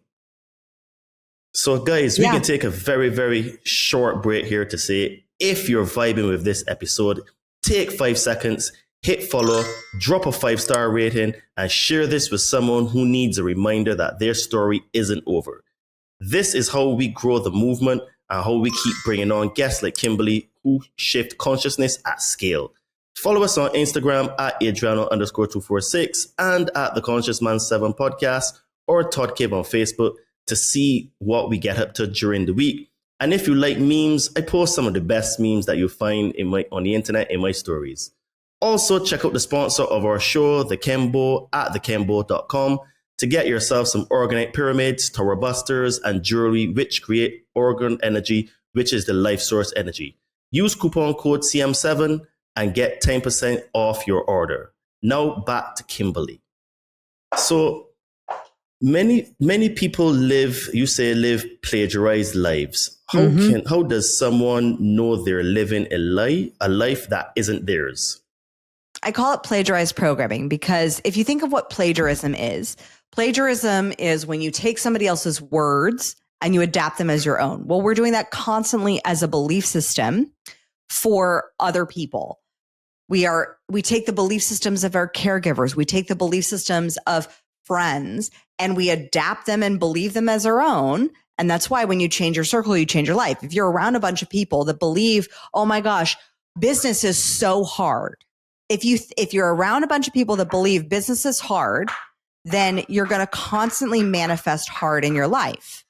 So instead, if we look at, okay, well, if we change the dialogue, we change the system, we're borrowing all of those people's belief systems. That's why we are very familiar with fight, flight, and freeze in the nervous system, but there's one that we forget, and that's flock. And as you up level regularly, your circle will end up changing and evolving. And it's hard for those who are like, I don't want to leave people behind. They're on their own journey. And that's where trust comes into play, where we look at, okay, we're not leaving them behind. We are just choosing our own growth, and they will ask us how we're doing it, or look at our behavior. Let your behavior lead the way. But you will know if you're living a plagiarized life if just by your surroundings. Look at what you don't want in your surroundings. Look at, are you in a house that you don't like? Are you in a community you don't like? Are you in a financial situation you don't like? I have a very, very simple principle of that which is conscious manifests happily, and that which is unconscious manifests unhappily. And we all have levels and layers of plagiarized programming that we are constantly shifting and growing and evolving from, because welcome to life. But in that space of looking at the plagiarized programming, if something is manifesting unhappily in your life, let's say, your bank account drops, and it's like, again, and it's a repeated thing, where it drops below having $5,000 in it. And you're like, again. And you're like barely just scraping by, and like you need to pay your bills and things like that. That experience is an unconscious manifestation. Well, who did you learn that from? Who did you learn that was safe to do? Who did you learn that it's not safe to trust money? It is what it is. And that's such a huge piece of it, is like, in the past, years ago, there were belief systems that I had of like professional. And I'm like, you do the best with what you can with the resources that you have available. And there was a belief system that I like, and I knew this from my ecom business when after I was bought out of that company, I looked at my wardrobe and it was all this like buttoned up professional like suits and no offense to White House Black Market, but it was very much like this like tailored approach. And look, there was no sparkle, there was no pizzazz, there was no uniqueness to it for me, that it was an expression of my personality. I looked at my wardrobe and I was like, I've plagiarized being a businesswoman. Like I wore the clothes that I thought, this is what a successful businesswoman wears. But I was just this buttoned up professional that wasn't a reflection of myself. And the more I got in touch with who I am and what I like to wear and how I like to show up, that unlocked more for me. And it also unlocked more opportunities for me. I think the great thing about being very transparent about like, yes, I'm a parent of young kids. And yeah, sometimes scheduling stuff happens. Our car broke down today and my husband's off dealing with that. And so I didn't have someone to watch my daughter for this. And that's okay. And it came up last minute, just a few hours before this podcast. And I said, you know what? I'm going to come on. And if it's not, then, we could reschedule. But if it is okay, like, welcome to life as a mompreneur and being able to do the dance of both and being able to show like, this is authentic, like, welcome to real life, and still show up, still choose to deliver, still choose to pour heart into it, and also still choose to make sure that my daughter isn't picking up and eating a leaf from the money tree, which is what she did. So why does language shape identity so powerfully, and how do we stop speaking limits into our life? Well, language is basically, if you think of the word language, it gauges your perception of reality. So you have a gauge as far as what that thing is. Now, if I say the word mom to you, mom is going to mean something different for you than it does to me, than it does to somebody else. So every bit of language, it has a framing of an internal representation that forms a picture in our mind. That picture can be a snapshot, that picture can be a movie, but every word forms a picture in our mind. You say the word immigrant, it's going to bring up a very different picture for one party than it is for another party.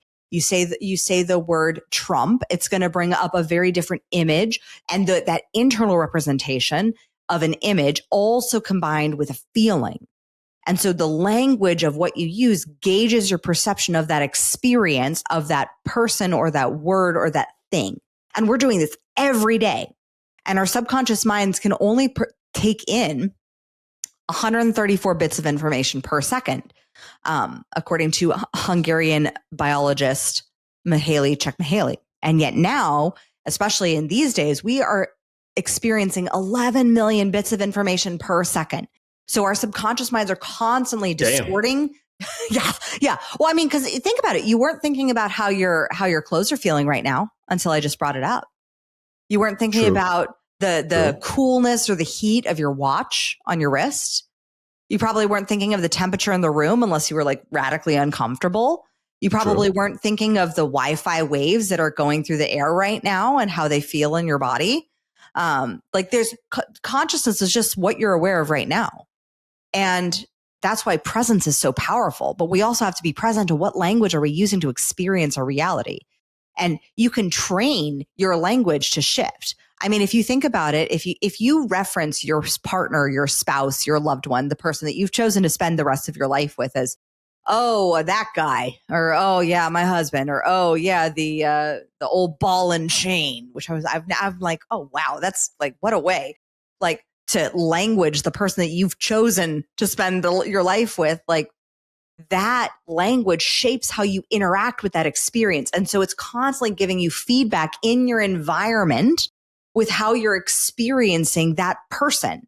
I noticed this recently because my 8-year-old was conducting some behavior that was less than what my standards are. Let's just put it that way.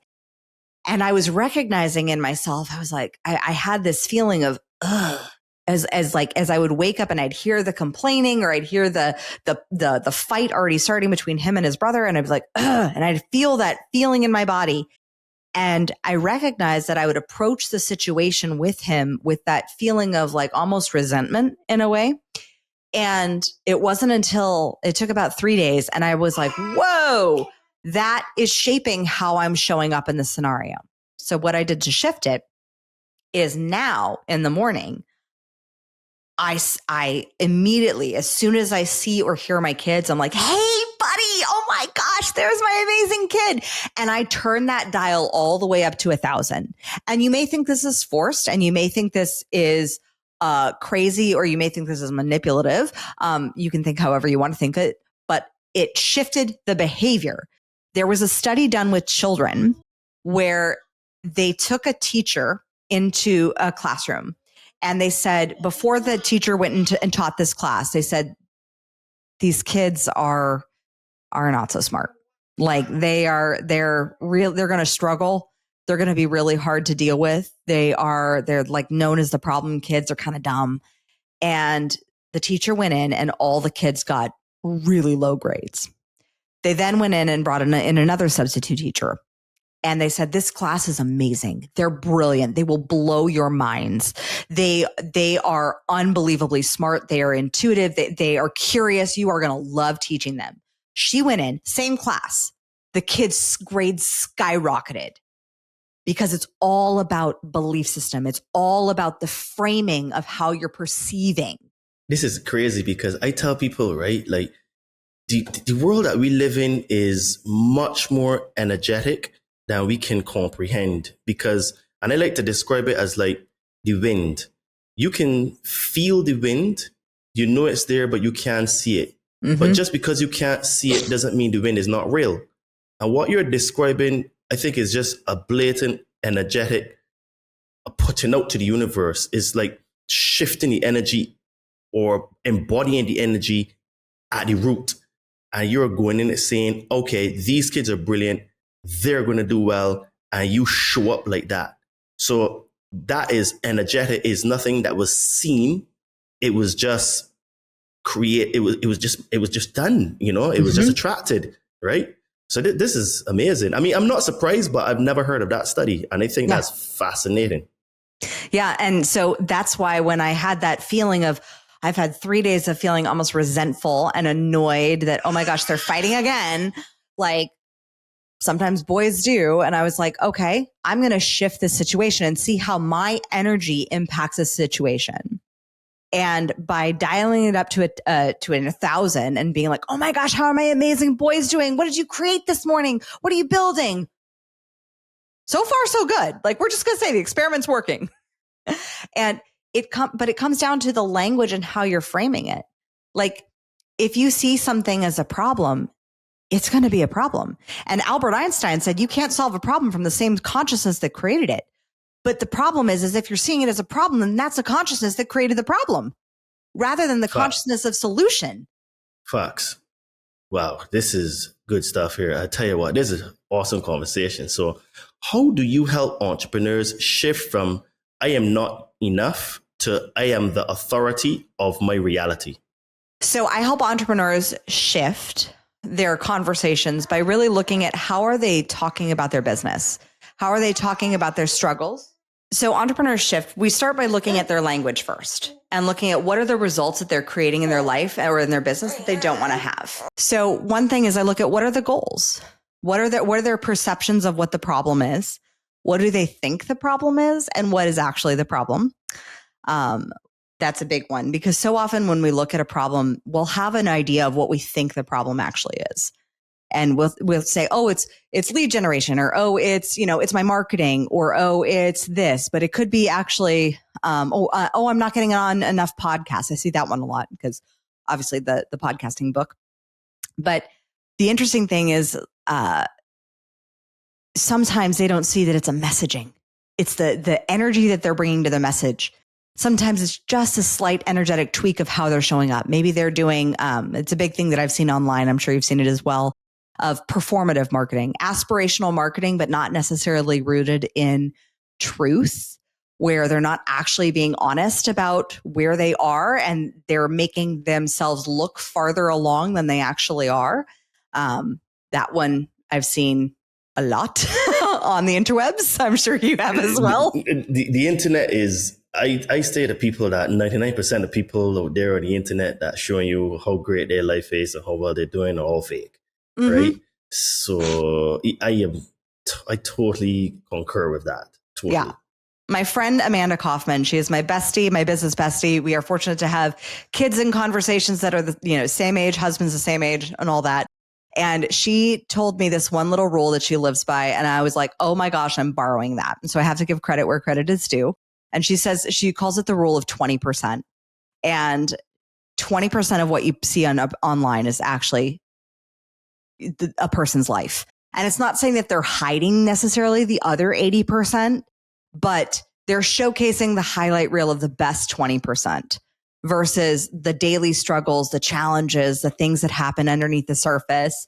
And it's one of the things that I've really prided myself on is I do my best to show more than 20% if possible, which is why I think long form content is going off like gangbusters, like long form podcasts, is because more and more people are like, I really want to hear what this person has to say. I really want to know if that person is the real deal, because 15 seconds on a short form reel is going to be a very different type of conversation than a long form 2-hour podcast.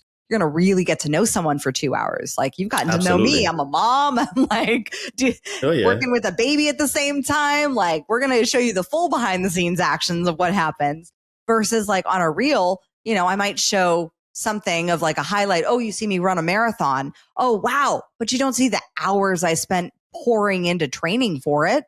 Like, you don't see the time. You see the TEDx stage, but you don't see that it took 3 weeks for me to like prepare and do it. Like, I only had 3 weeks to prepare for my TEDx. Like, that was it. I had to write it, perform it, do it within 3 weeks. Like, those are the things that I do my best to show, because I want to show people the journey as well as of what it takes. And I think that that's something that I see a lot with entrepreneurs, is especially if you've had success in your business and you're stepping out into that more of a thought leader, the personal brand, the leader of the company, and you're showing yourself more off as the face. There's a perception of like, oh, if I showed that, then I would lose customers, or people wouldn't like me, or et cetera. And I'm like, yeah, maybe. But at the same time, you might gain 10 more followers who are just like, oh my God, I'm so grateful that this person is in my life. I'm so happy they actually said the thing that's been on my mind for a decade, and finally someone's having the courage to say it. And because authenticity, that's why. It's authenticity, which is a core value of my coaching. And in really looking at what makes you authentically you, what makes you special, what makes you unique, what makes you weird. I think one of my favorite questions to ask our clients is like, what's something that only your best friend knows about you and is really funky and weird and different? And the answers that you'll get are going to be so much more creative and beautiful and unique. I mean, one of the reasons I have in my bio, like my first business was at 5 selling bags of glitter water on the streets of suburbia. Like, that paints a picture. That's something that's unique. That's something that's different. That's something that not every entrepreneur has done, growing up in a household of entrepreneurs. And I think that there's power in the story of when you can really own the fullness of your story of what you've gone through. And just because your story may not connect to certain people it's going to connect 10 times more to those people that are like, oh my gosh, thank you for sharing that thing about your divorce, or thank you so much for opening the doors and telling the truth about what it's like to be a mompreneur, and deal with, her grabbing everything on my desk as possible. What you said just now reminds me of what Yeshua said. Yeshua said that my flock knows me because they hear my voice. And what that really means is that the people that the message is for will find you and will hear the message, right? And you don't have to worry who is not for, because who is not for are not your people. There's another person that they will be for, and their message will resonate for them. So it's a matter of just having integrity, having authenticity, and just doing the thing, So let's talk about the crisis as initiation. So you were pregnant, yes, stranded abroad, grieving your father, and still delivered a TEDx talk and scaled your business 300%. How did you hold yourself through that season? I honestly attribute a lot of it to the power of my practices. I exercise on a regular basis, so I'm constantly getting in tune with my body. I'm releasing the emotions or stuck emotions that get built up. I let myself cry on runs. I let myself be with what was. I was very honest with myself about what I was feeling, and I didn't try to hide it under the mask of saying I'm fine. The beauty of an initiation is when you look at it through the lens of the beauty from ashes that gets to come from it. It was presence. It was presence. It was allowing myself to be with my breath. At that time, I was also going through an 8-month somatic breathwork training where I was really feeling everything. And I was going through, I forget his last name, but his name is Gatan. And he wrote the book, You Have to Feel It to Heal It. And that is such a huge piece, because one of the things that shame loves secrets and it loves seclusion. And so the two things that I made a decision to is that I wasn't going to hide how I was feeling. I was going to be really raw and transparent and say, like, this is how it is. This is what's happening. If you are good with being a part of this, kind of like Todd, when I sent my email today, where I was like, I may have my daughter. It is what it is. We can keep doing, or we don't have to. So it's that embodiment of saying, I'm going to be really radically present with what we have going on. And I'm going to let you know, maybe I'm feeling a little tender, like even just earlier this week, like, and going through postpartum again. Over the past 9 months,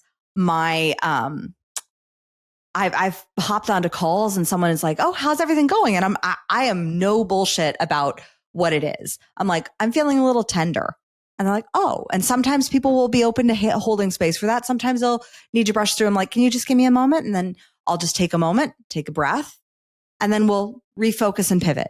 And I think that's the power of resilience in going through life's initiations, is you're able to be with what is, but if you try to deny it, it suppresses it further.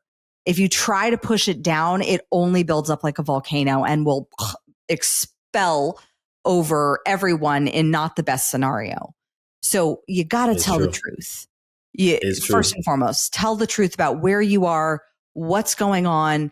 Don't lie and say I'm fine when you're not.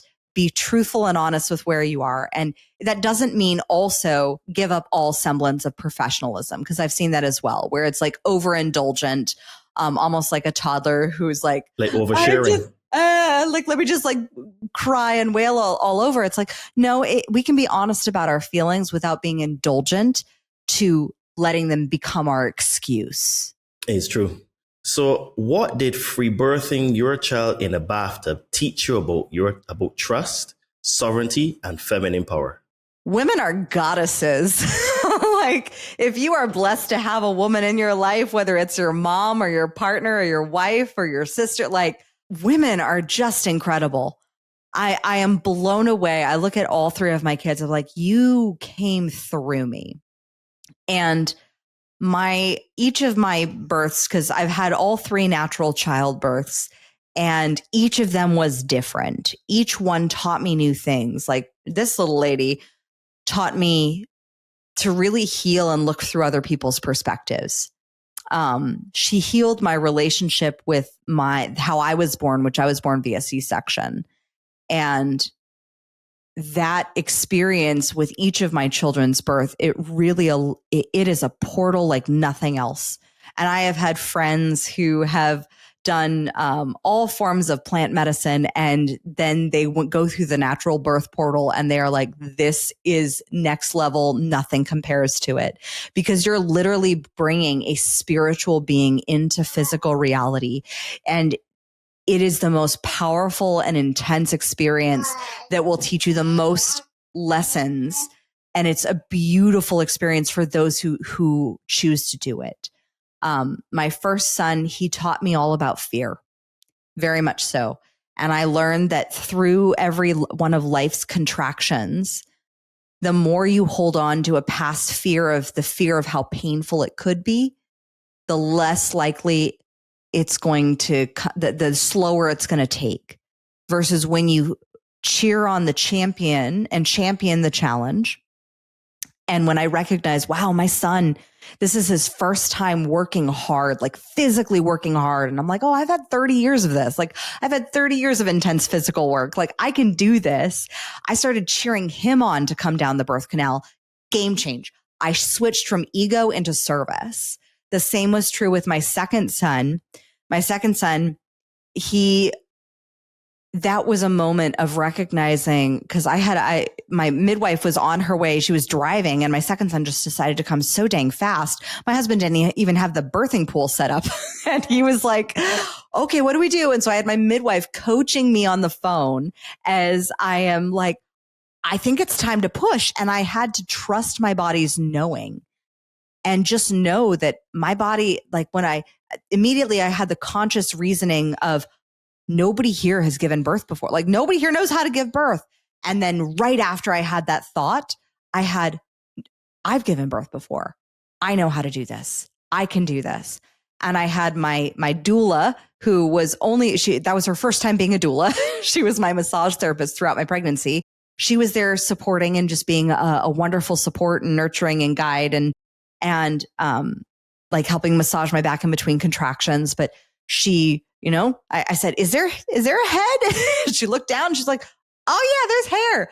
And just knowing what I needed in the moment and being able to also command what I needed. So I heard my husband, he was attached to the plan. He was all ready to fill up that birthing pool, and he was trying to like hammer to get it filled, and it wasn't filling.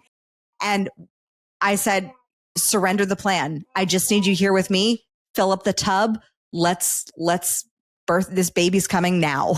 And I just knew. And there was a level of trust that is now etched in my bones, where my body knows to move and I will follow the movement. And I think that's the trust in relationships, that when we can build that trust that we have with Source, when Source says, or we get those intuitive nudges that say, write the book, build the business, push the baby out, do the thing, start the training for the marathon, quit the alcohol, stop eating so many sweets. When we get the nudge and we say, okay, thank you, Source. Thank you, God. I hear you. I hear you. And I'm responding to you. She's into it. She's like, I got the nudge. But being able to see that, hear that, feel that, and say, I'm going to listen, I'm going to respond, and I'm going to act accordingly. I'm going to let that old version of who I was die. I'm going to continue to move forward as I'm being directed to by divine will. And I'm going to move forward in that direction that I am being told I need to do of taking those steps that I need to take. And I think when we can do that, that's where our power comes from. And like with her birth, she surprised me. I mean, she broke my water, and then I had 40 hours of no contractions, and I was waiting. And I was kind of in this waiting spell. And I was like, what? Come on. Come on. And there's a certain amount of time that you can go. My midwife said we can go up to 72 hours, but after that we have to do a hospital transfer. Biggest fear of my life. Aside from something happening to my children, is the idea of having a C-section. That was such a deep-seated fear in me, because I was like, no, I don't want her to be birthed that way. Like, I know the power of it being natural. I know all the beauty that comes from that experience. Like, I don't like hospitals. My dad died in a hospital all by himself during COVID. Like that was terrible. I hate hospitals. And I had so much healing within those 40 hours of that birthing portal of healing my relationship with the medical system, and of also with almost the arrogance and pride that sometimes can come with the natural minded community, of like, this is the only best way that you should. I'm like, if you have a C-section, like, in a way, what I realized through her was what an amazing act of love. Like, birth in general is an amazing act of love, but facing the fear of literally getting your organs put on a table to remove like a baby out of you and getting yourself cut open in a way that will never, like, those muscles never feel the same again. And I rehabbed a lot of C-sections, which is why I was also terrified of having one. I never wanted to have one.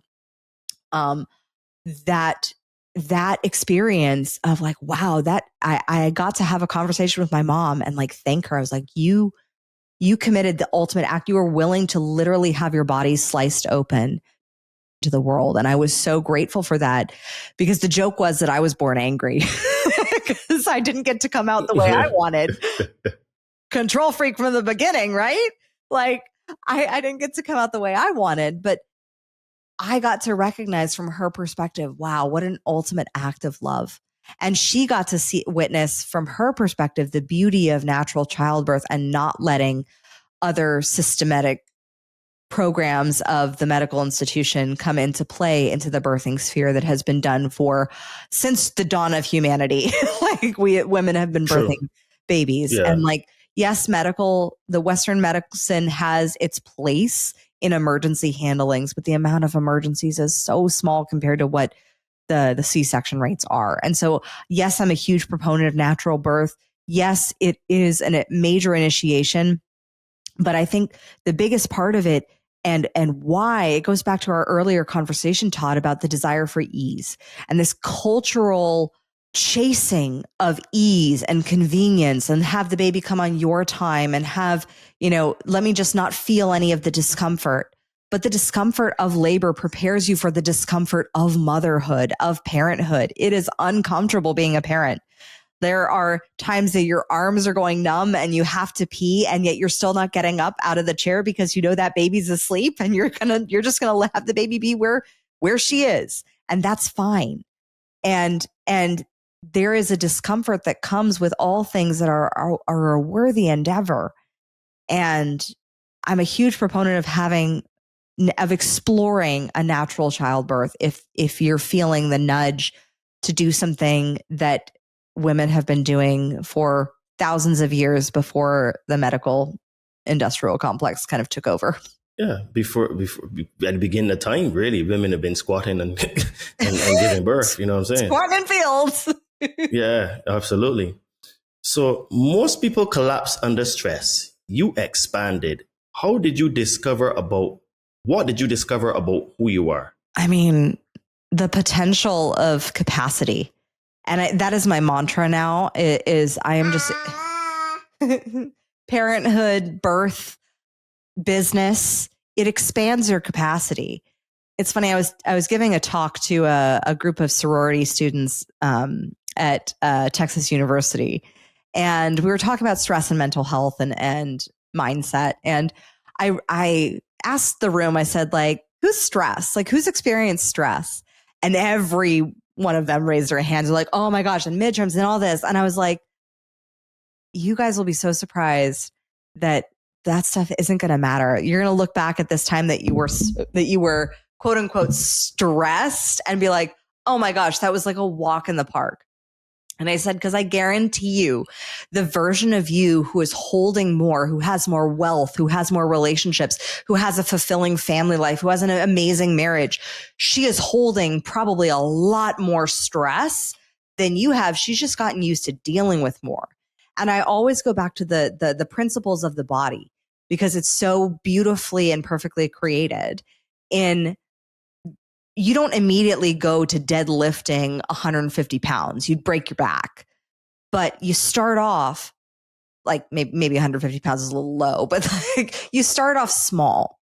You start off, lifting 15 pounds and then maybe 20 pounds. And then maybe you go up to 30 pounds. So you increase the amount of stress on your body.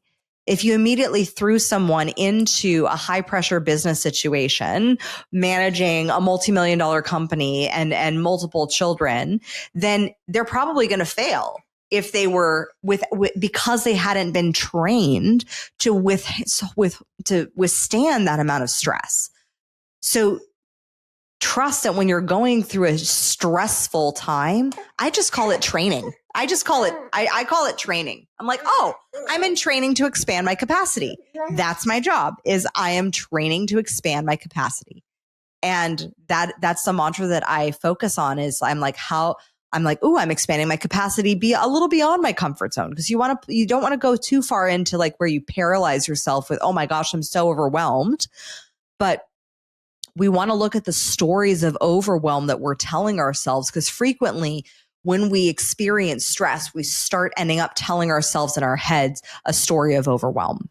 And because you are literally in the process of, actually, if you were to think of it like a wave, you are getting overwhelmed by a wave. A wave of expanding your capacity is literally curling over you, of new energy that you are having to push off the bottom to get that breath and open up to. So that there's power in being able to say, okay, I recognize the story that you're telling yourself about the stressful experience. So you say lead from scars, not wounds. What does that mean in practice? So when you have lead from your scars, that is a wound that has fully healed, versus leading from a gangrenous wound. That's where the wound starts to spill over into repeatedly opening it up, and it's not yet stitched together. So think of it like this. If there was a problem that I was facing as a leader, and I had felt that it wasn't fully healed and integrated or alchemized within myself in being able to share about it, it's not the space to share from. Because otherwise what you're going to be doing is you're going to be sharing the blame. You're going to be sharing the shame, the guilt, the negative emotions that then spill out, and you're dumping your problems on other people, versus being able to lead from that scar where it's been stitched together, it's healed. You've learned the lessons. That's what stitches it together. You've learned the lessons so that it doesn't repeat, so that you then can impart that wisdom to somebody else. So you're bleeding out all over them, and you're bleeding the negative emotions of shame and guilt and fear and anger and blame that serves no one. It just leaves a heaping mess everywhere. So we want to look as leaders to share from those scars, that share from the lessons, so that you're on the other side of that experience.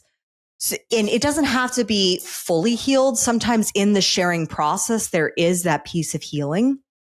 I, for example, when I first started sharing back in 2018 about being sexually assaulted, not as a child, later on in my life, that experience, I had integrated, I had healed, I'd recognized the belief systems that put me into that environment, that made me have that experience. I'd forgiven, but I hadn't shared it. And it was in sharing that it finally stitched it together. And it was like, this is the lesson, it was a lesson of deserving, a lesson of the belief that I thought I deserved to be punished for certain sins that I'd experienced, of the sin of getting divorced. And there was a belief system of punishment because that was something that was terrible that nobody in my family did. I mean, my parents stayed together, married for 52 years until my dad passed. So divorce was never an option. And yet I had done that. And I put myself subconsciously into this scenario that was incredibly dangerous, that it resulted in sexual assault, that I put the 100% responsibility on the person who did that. But I also take 100% responsibility for where I put myself in that situation and where my mindset was that caused me to be in that space, to put my body in danger and thus suffer the consequences.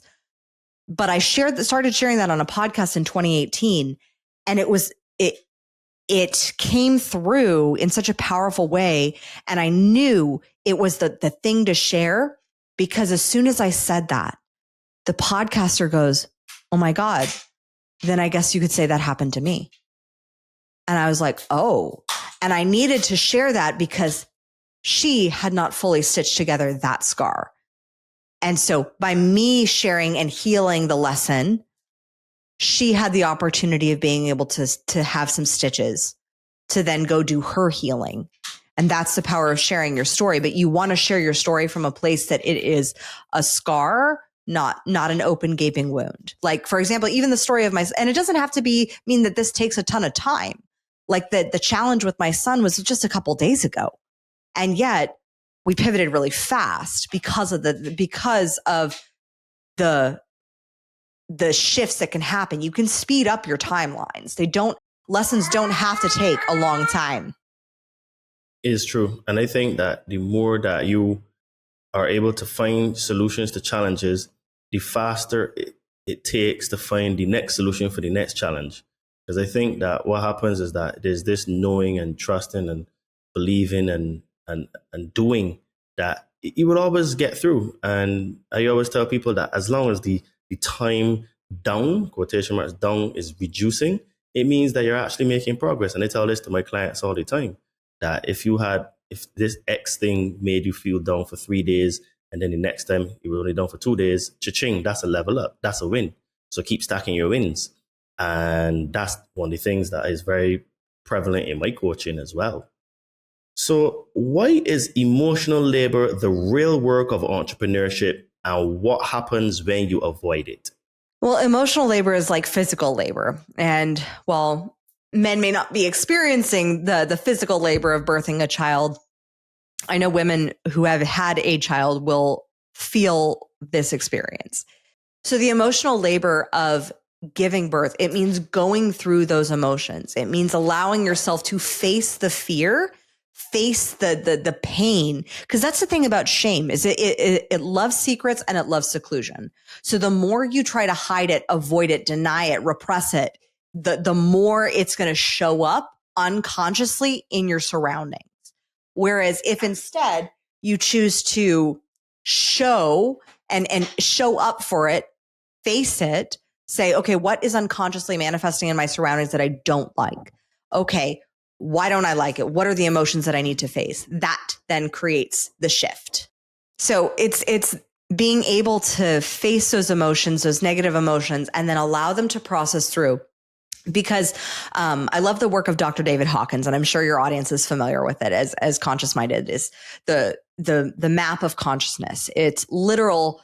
He measured the hertz vibrations of the emotions. Shame is the lowest. Then there's guilt, and it goes all the way up. And the tipping point of emotions is courage. So we have to have the courage to face the negative emotions.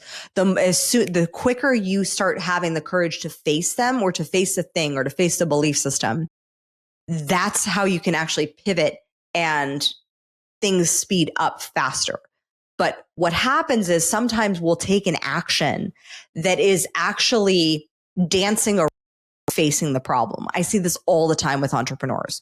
So they take an action like, let's say, for example, they're struggling with sales. So they take an action and they say, oh, okay, well, I'm going to start a podcast.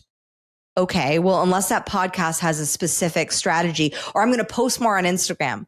Okay, well, do you have a post? Like, are you delivering a call to action at the end of your post? Are you asking people to buy something, to take a next step?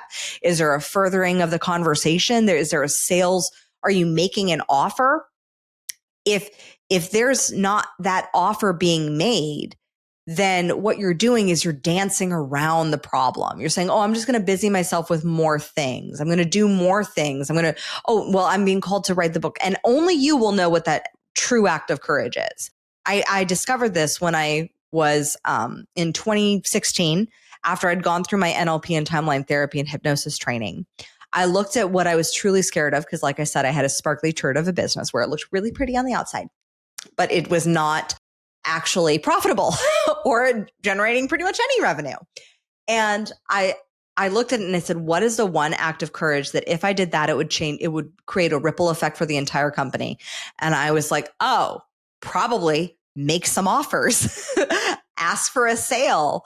And that was the biggest thing, because it caused me to face the emotional labor of facing my fear of rejection. I was so deeply paralyzed of being rejected by people, of feeling like that I wasn't good enough, and bringing up all those belief systems, until I realized there's a million reasons as to why someone says no to your program. And probably only one of them is you. Like, but the other ones are maybe it isn't the right time. Maybe it's not the right program. Maybe it's not the right solution that they're looking for. Maybe they actually are having a problem with their relationship and they're trying to go for building a business because they think that's actually avoiding the problem that's really the problem. So we have to look at like what the actual problem is, but only you will know what that next right act of courage is. And it's when we spend time in avoiding what that next right action of courage is, that's the emotional labor that we have to go through to move through that map of consciousness to get to the other side, because courage is the tipping point in vibration. I think it vibrates at like 200 or 250 hertz. And when you tip the scale at courage, the number of how many people actually need to be in a state of courage to tip the consciousness of the planet grows smaller and smaller the higher up in vibration that you actually go. And I know that people talk about vibration, but it is actually a measured thing. And Nikola Tesla said that just to understand the secrets of the universe, understand energy, frequency, and vibration. And emotions are the vibration. And look at what emotions are you facing and how are you facing them? And that actually moves you through that emotional labor to produce on the other side of it. Wow. I never thought of it like emotions are the vibration, but it's so true, because the emotions create how you feel, and then that goes out into the world, and then other people pick up on that vibration, and then they pass that on to someone else. So wow, very interesting take there. So how do you help multi-passionate people stop fragmenting and step into one aligned mission?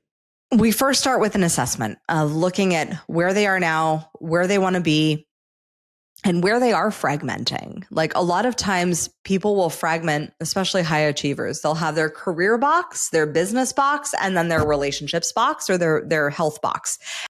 It's like these two are completely separate things. And I was working with one client and she was having a cash flow crisis in her business. And I looked at, and most people looking at her, she was overweight. And most people looking at her would say, oh, the immediate first thing to do is actually like, because the problem she was talking about was an energy problem. And so we were discussing an energy problem, and most people most coaches would go to, oh, it's because you're overweight. We need to work on that energy and get you physically more active. But as I was having the conversation with her, I started to realize that the energy of the financial burden of her business was actually weighing her down far more than the physical weight of her body. And if she attacked the problem in her business and found a solution and had a plan that she could then action for that, then she would focusing on her weight would be a strategy. That would be her avoiding the actual problem. The problem that was physically weighing her down was actually her finances. It wasn't her weight. But we want to look at what is the problem that they're avoiding handling? What is the problem that they think they have? What is the problem that they're avoiding focusing on? What are the fears that are attached to that avoidance? And then what are the potential solutions that they can? And then what is their subconscious success strategy? Because everybody has one. And we can look to other areas of success in life, even micro successes. Like if you have a successful bedtime routine where you're able to successfully go to sleep, we can model your business success off of how you do that. It's just looking at high level pattern recognition and then translating that pattern into one that works for your business or into one that works for your next creative project so that you can squeeze that next creative project in. Okay, I see. Because, and I tell this to clients as well, that mindset is not something you turn on and off. It is something that is how you deal with the small things, is how you deal with the big things. And, if you fix one area, then the gains you get in that area will transfer to the other area. So it sounds very similar to what you're saying. Mm-hmm. So how do you keep your sovereignty intact while building a business, being a mother, and holding space for others? One day at a time. Like radical present of and also having a really dedicated schedule and having being flexible, and also for me, I'm a Virgo, so like I thrive in a system and making sure that things are in systems and leaning more into that and being able to constantly remind myself that I'm leading the way. I think one of the beautiful things about having children is you literally have mirrors in front of you. My kids are my best coaches that I've ever had, because I constantly am reflected of my own behavior of like, oh, I didn't know I was dealing with that. Oh, that's how I respond to that problem. Okay. There's constantly a mirror, and also there's a constant reminder that there's something more that you're working toward. And when I had my daughter, like being able to look at like, what is the role model that I am setting for a present mom? How can I be present with her and present with my clients and thriving in my businesses? I ask myself those questions on a daily basis. I look at every angle of my life and I'm constantly questioning. I'm constantly looking at how to pivot, how to make it more efficient, how to improve it, how to even small little tweaks. And I like to think of it kind of like an athlete, right? When an athlete is going from, mini junior league t-ball into actually playing baseball, they're going to improve a significant amount, right? They're going to go from not knowing how to swing a bat into like, oh, they can swing a bat, but then they have to swing a bat with the ball not being on the t-ball stand. So they constantly are improving. But then once you get up to college, and then you get up to the minors, and then you get up to the majors, the degrees of improvement are fine tuning and they're small, but the leap to go from 1% to from the top 3% in the world to the top 1% in the world, those are fine degree tweaks that sometimes take years of perfecting to be able to get there. So when you look at your life, look at what are those things, everything that's manifesting unconsciously in your awareness. Allow yourself to face it as fast as possible. And I don't mean rush through it. I mean, face it with presence, face it with as much courage as possible, and lean into that emotional labor, go through the steps, work your processes. And if you need support, ask for support for someone who has a skill set or tools in that area that you're looking to improve on. But be able to really lean in and learn as fast as possible. The faster you're learning, the faster you're taking ownership of, oh, wow, I messed up there. I could do that better. Or, oh, I responded to that conversation pretty poorly. Oh, I can do better. How could I assess better? And just having a constant rolling assessment of improvement. I'm led by who I'm becoming. I'm not led by who I am. And that's the chase. That's powerful. That's powerful. So let's talk about integration and empowerment. For someone rebuilding after trauma, what's the first practical step to reclaim power? Breathe. It sounds so simple, but most people, and before I knew anything about trauma, I knew about the body from my teaching with Pilates. And I taught hundreds, if not thousands of bodies. And most people don't know how to breathe. Most people are stress breathing. They're breathing up into the top 1/3 of their lungs. Their shoulders are being lifted. They're up here in their breath. That's not a deep breath. You want to breathe down into the base of your diaphragm, breathing and feeling your lungs and your rib cage expand. You want to breathe into your solar plexus chakra, your heart chakra, allowing for the flexibility of the fascia of the parts of you that are your center of power and your center of heart. That is where you breathe from. And start there. Start deepening into your breath and connecting to your body.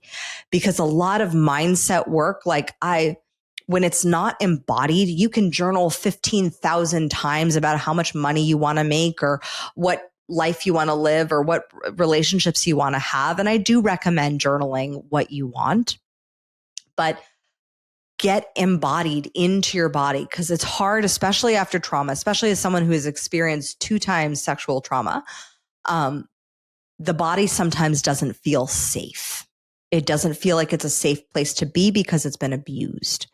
And so what we want to do is we want to get you back into your body, which is your home. If you divorce your body, it's literal death. So we want to get you back home, feeling safe in your home.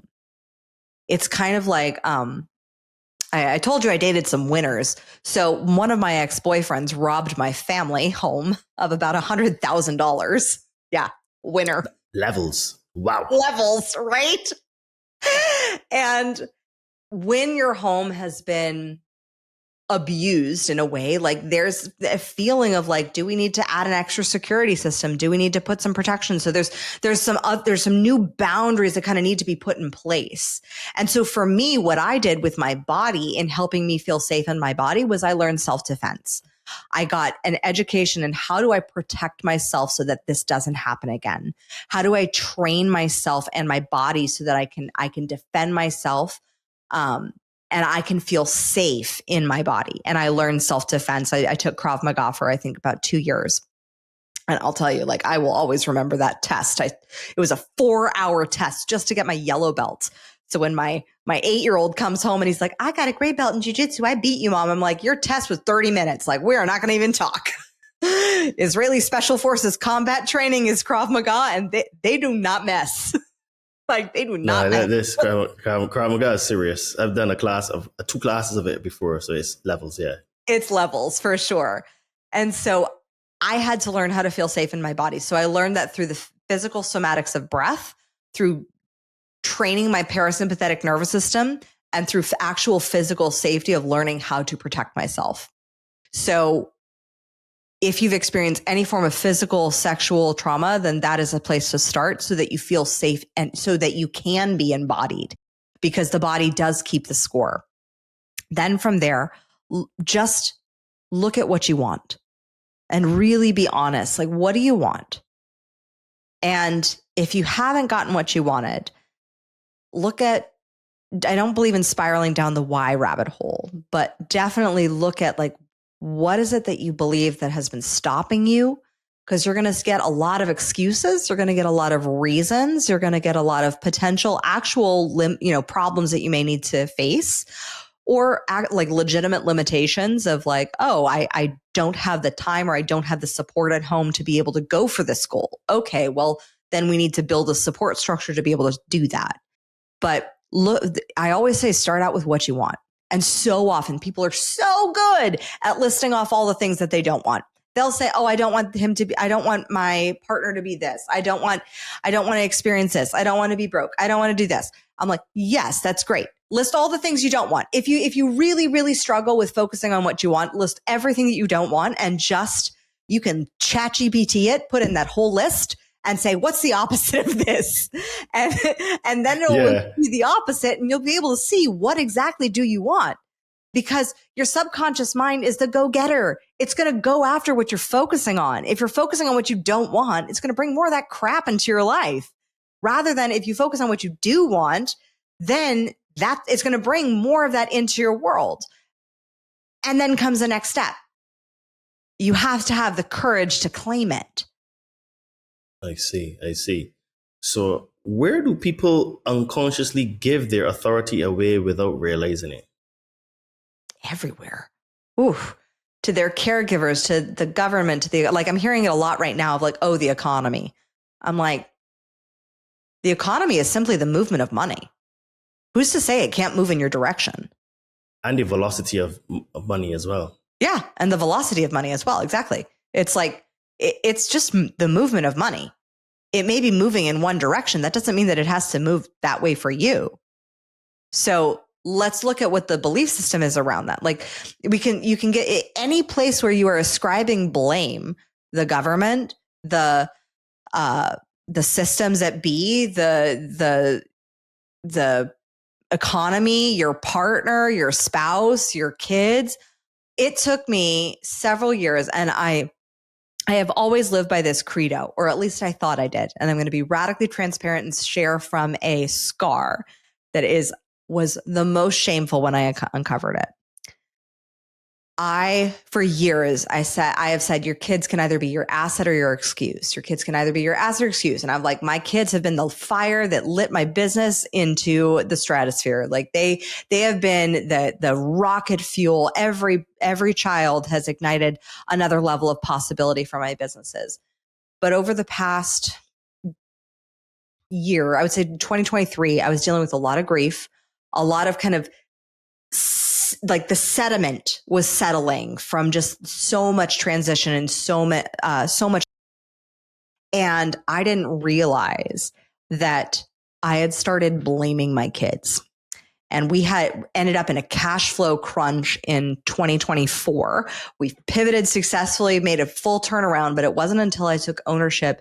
And it was my best friend. Thank you, Amanda, and this is why you need great best friends in your life and great coaches, because she's also an amazing coach, for bringing this to my attention. I was blaming my kids. I let them be they were the easiest excuse that I could just easily see. Oh, they were taking a lot of time for me. And I was putting a lot of energy into my relationships with them, rather than focusing on certain problems that I needed to shift and pivot in my business. And that was an awareness that I had to have of like, wow, there were several problems that I could have easily fixed in a couple dedicated short hour sprints. But because I was so wrapped in my head in this excuse of, it's like my kids are taking so much time and there's, all their needs and the things that they're needing. And to be honest, my eldest son was needing a lot more attention at that time, and was going through some deeply personal challenges.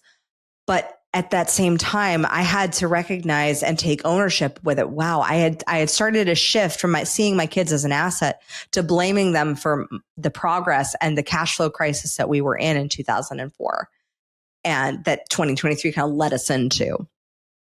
And that was an awareness shaker where I was like, oh my God, I have never wanted as a mother to blame my kids for my success or lack of success, or for my mistakes or my achievements.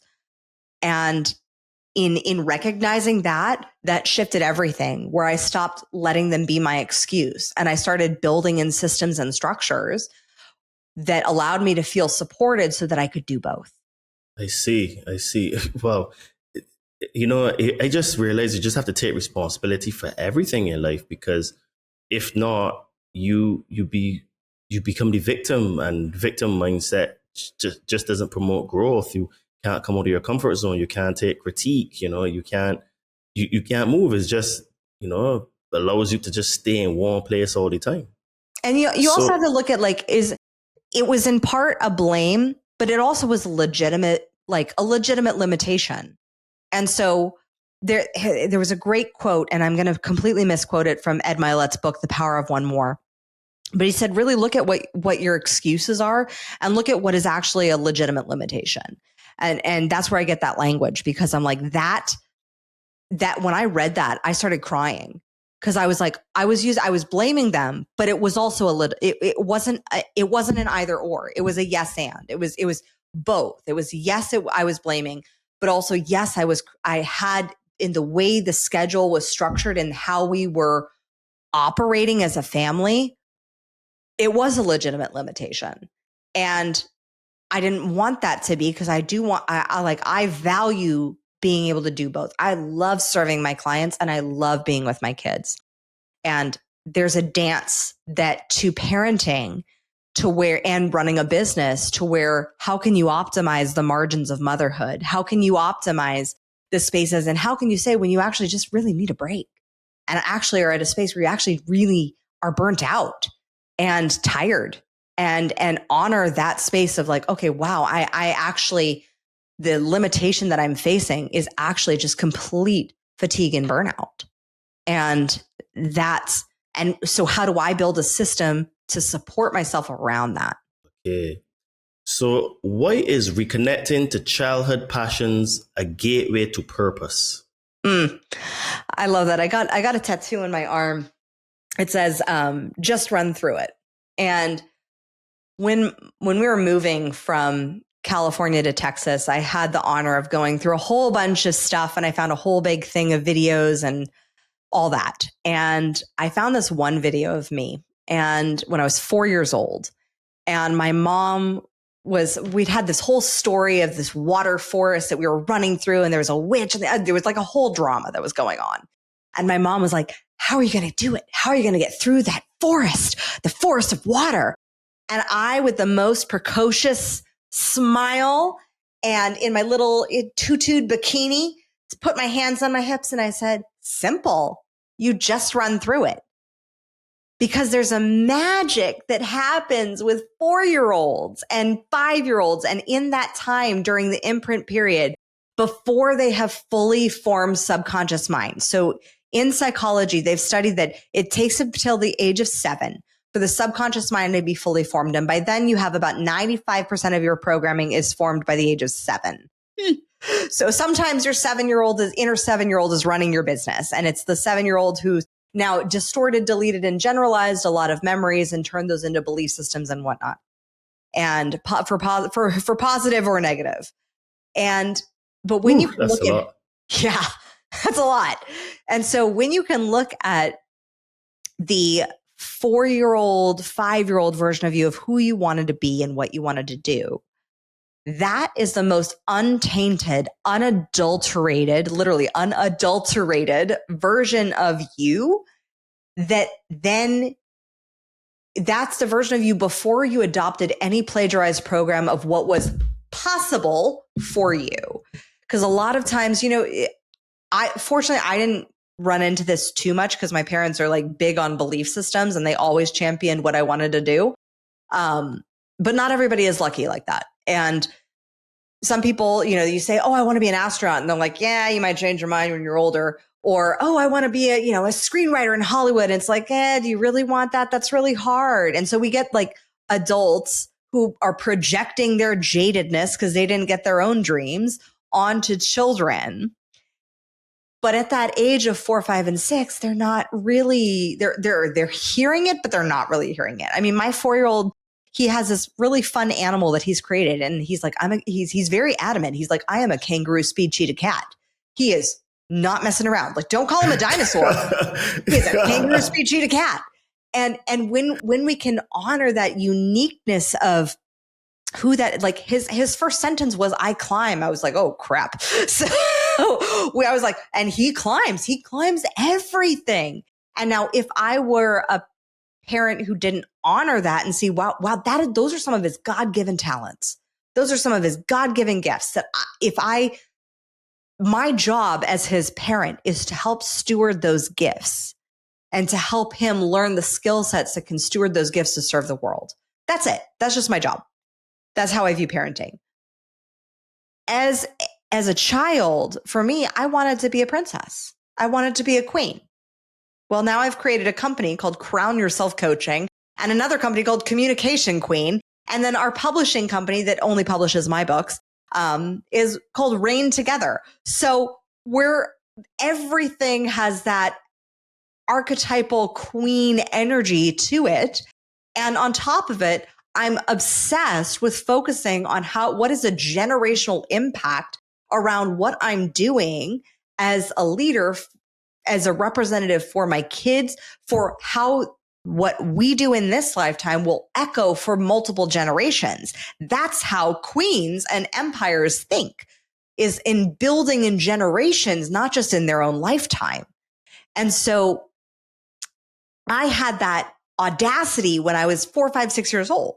And of course, people said, oh, yeah, well, good luck marrying the prince. And, sure, I had dreams of marrying one of the princes of England, but I think that might have been a little restrictive. And one of my alumni of my high school already did that. So, yeah, seriously, Meghan Markle went to my high school. I was like, what? Crazy. But that experience of like, well, what is royalty? Like, what is sovereignty? I've always had that as the backdrop of since I was a kid. And even when I wanted to go into Hollywood, what I wanted to do in Hollywood was write, direct, act, perform. Well, I get to perform on podcasts and YouTube shows. I get to write the content that we produce for our Crown Yourself podcast or our Communication Queen podcast. I get to direct the show as a business owner, how things are going to be created. I now get to help other brands direct their shows and how their brands are being represented on shows and how they're getting out into the world. I get to, as I'm the producer, I'm the executive producer because I'm the sole funder of the business. So there is everything I wanted to do in Hollywood, I get to do as a solo business owner. Like there's power in that. So when you look to who you wanted to be, what you wanted to do, it's going to give you clues. It's going to give you an idea. And the more you lean into and follow that, the more you are going against the plagiarized programming of what other people have said you should be or should do or should go forth and try. Very interesting concept. And I'm actually going to take some time and think about what I want to be when I was 4. Funnily though, I have found my purpose and my reason, which is being a coach and having a podcast. So I know that is for sure. And funnily, my mother said to me that when I was young, she says, Todd, I think she was saying to somebody, she said, this boy can either be a priest or a politician.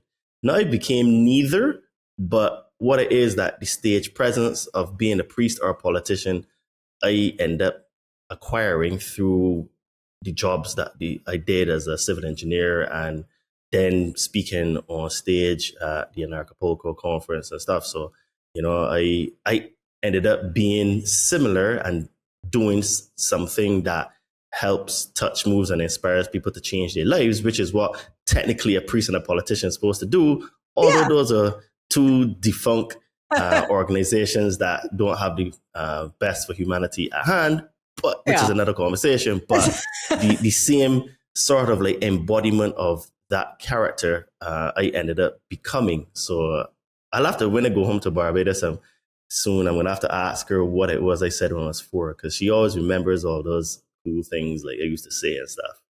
Yeah. So how do you define success after everything you've lived through? I define success has changed for me, and in what I define as to be successful. I think success I used to think of as just singular achievements, and what I've learned is I look for have I had a successful day? There's a level of presence that comes. Have I been successful as a mom? Have I been successful in the roles that I play? Have I been successful as a business owner, as a team player with my team? I look at each of the roles of success, and then I look at the goals of the things that I am striving for, like running 7 marathons on 7 continents. And I've already run 6 on this continent. So we're going for 6 more on other ones. But I look at those goals and I see, how do those play into the overarching life of the legacy that I want to leave, not just for my community, but also for my kids. And so in looking at success, I look at it holistically. Like if I'm not a successful mom, and then I don't see myself as a success, period. If I'm not successfully having beautiful relationships with my kids, then it doesn't matter what award I could get for my books or what thing I can produce or how much money I make. All of that has to be in alignment for me to see success. And not always as it is. And it's not saying that I suddenly think I'm a failure. It's not an either or. It's looking at the degrees of success. There are some days that I feel way more successful as a mom than I do as a business owner. There's some days that I feel way more successful as an author and a business owner than I do as a mom. But I allow for the scale to be there. And I think where I used to play in a world of just black and white. It's either success or failure. And now I see there's all the shades and all the rainbow of colors in between. And when we can play with all the colors on our palette and play with all the emotions that we get to have in this human experience in this life, and play with the experience of, even though, for example, I ran a half marathon 2 weeks ago and I came in third to last. It would, by many runners' definitions, not a success. But for me, my success was that I finished strong. I completed something that I said I was going to do. I kept my commitment. And that's what I really think is a success is in keeping the commitments that you say that you're going to make for yourself and for the people that you care about. Yeah, I have a similar sort of like shift in terms of what success looks like as well for me. And for me, success now is about, how I maintain my state, because for me now, I am all about maintaining my state and having peace in my life. Yeah. And when I have those two, I actually feel like a real success, to be honest with you, because most other things are built for that. And I don't know if it's just being a man and that's how men think, but I just genuinely love my peace. I genuinely love to be in that state where, like, obviously you get challenges, but like, when you overcome them, it's like, okay, back to peace again. So I'm kind of like, okay, challenge come, okay, let's find a solution, or done, finished, sorted, back to peace again. And I like that stability of peace. So for me, that is a lot of what success looks like, because, as you get older, your perception and your perspective changes about life. Yeah. And like, I'm very blessed where I'm my own boss. I do what I want to do. I make my own rules. I have a fantastic show that's listened to in many countries. Many of them don't speak English. I get messages from people all over the world telling me they love the content. Please keep going, Todd. Like, I learned so much from you and you're a guest. And for me, that is like success as well, because I'm helping people. So it's not something that I ever thought about when I was in my 20s, but for me, success was just having a bunch of money. But money is great. It gives options, but it doesn't actually give you that real fulfillment, that happiness. It gives you a bunch of trinkets. It can give you a bunch of experiences, but depending on where you are, those experiences may be hollow or maybe just masking stuff that you don't want to deal with, So yeah, I find that for me, success has changed. My view of success has changed as well. So, okay, so let's get you on this one. What message do you want to have for anyone who feels broken, behind, or unworthy of the life they want? Oh, well, all of those are just illusions of the ego. Yeah, you are like, there is so much power when you can look at your life through the lens of being a true embodied creator, and through the power that you have as a creator to create and design a life of worth for others. And one of the biggest shifts that came for me in my belief system was when I stopped looking at earning and deservedness and worth as something that came after. So a lot of people think of being enough and worthiness as like an effect versus as the cause. Innately created by the divine, by source, by God, by the universe, however you want to call it, you are innately worthy of those desires and dreams that were placed on your heart, because those are your blueprint. That's your mission that you have going out into the world. That's what you have. It was given to you for a reason. And so it's your job to go out there and fulfill it. You earn it after you're already worthy of it. You just got to go earn it after. And the results will show up as they do. But I love the saying that God doesn't give you a dreams to match your current budget. And that's a good one. Because when we look at the power of what we want to create, so often we'll think, I don't know how. And we stumble over this tyranny of how do I do it? How do I create it? Oh my gosh, this seems so hard. And what we do is we get that tunnel vision of what can happen, like almost like in that movie, Poltergeist. It's been ages since I've seen it. But where it's like that hallway gets longer and longer and longer, and it puts your dream off farther and farther and farther away. Your best asset right now is to look for how many clues is your dream coming true right now. I mean, literally, I look around and I'm like, oh my, just recently, my husband and I were looking around our home and we looked at our kids and we looked at the successes that we've had and like the books that are coming out, and we're like, oh my gosh, we have manifested everything we set out to manifest.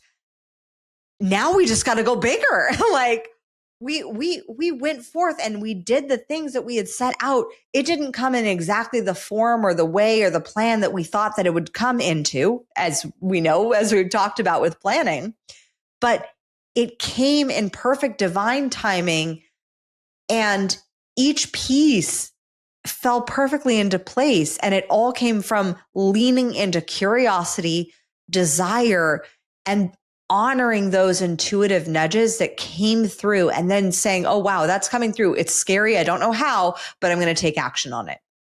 And every time with every single one of my clients that I've ever worked on, the biggest things that they have said that led to the greatest transformations was when they said, I don't know how it's going to work out, but I'm going to do it. I'm leaning in. I'm at least taking that first step. And that's where faith comes into play. Dare to have enough faith, not just in maybe not in yourself. Maybe you're not at the place yet where you're ready to have faith in yourself, but have faith in the mission that was placed on your heart. And that at least that God, source, universe, the divine said, you can have this. You can put this into the world. I am giving you this mission. I trust you to figure it out. And the support will show up. And the more ways you look for clues as to how fast that dream is actually manifesting, the faster it's going to manifest in your reality. Listen, what you just did is you just literally confirmed and said the story about this podcast, because I literally was woken up out of my sleep in May 2024. The voice, because I always call it the voice because I'm clairaudient. And I was about 3 o'clock in the morning, and it said 2 words 3 times extremely loud that I woke up out of my sleep. It was do podcasts, do podcasts, do podcasts. And that was it. And I was like, okay. I'll do it. And I did not know how I was going to get it done. Where am I going to find guests? Is anyone going to want to come on my show? I just said, okay. I trusted. It was told to me. I just did it. And no, I'm about to release my 110th episode. And I have great conversations like this with people like you. What's happening is that the podcast is literally becoming a cosmic library for the best minds on earth. And I will actually put out the statement and say that this podcast is one of the best podcasts on the planet for qualitative content. We may only be just over a year old, but the qualitative the qualitative guests that I have, I put against any other podcast out there. And that's just what it is. Like, I just feel blessed because I never saw this coming, but I absolutely love these conversations. I learned tremendously. I have grown tremendously. And I just have to say, well, what you're saying is true. You just do it. You don't know how you're going to get it done, and you get it done. And what's happening is that the caliber of guests that are coming on the show now is improving every single time. And I'm kind of like, I'm just a guy from Barbados, right? So like, how am I getting to meet all these people? But it's just exactly what you said.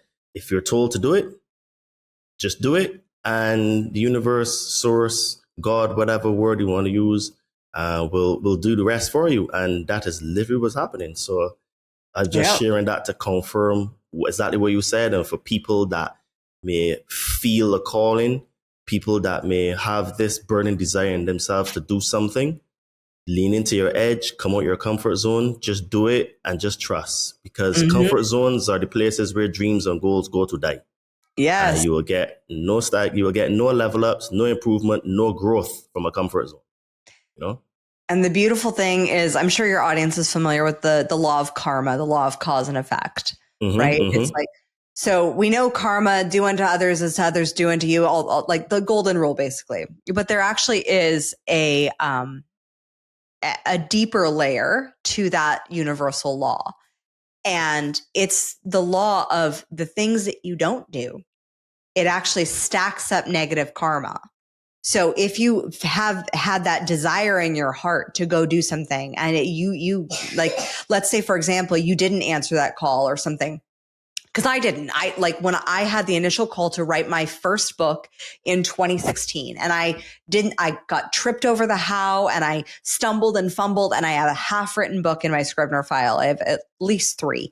And those are being finished because I am now answering the call, and everything since making that decision last year to write my book and release a book a year is speeding up because I'm leaning into that decision and that calling that said the same thing: write books, write books, write books. And I delayed. And so because I delayed, and I had all the legitimate excuses to delay and all the things, I was like, I'm a new mom. And like, I had only one son at that time. Now I'm writing books with 3. But the thing is, You know what I mean? it's the challenge and the difficulty compounded. How much farther along would I be? And I mean, I've accomplished some pretty amazing things, but how much farther along would I have been had I just answered the call 8 years ago and written that first book and gotten it done and then had a year every year writing a book?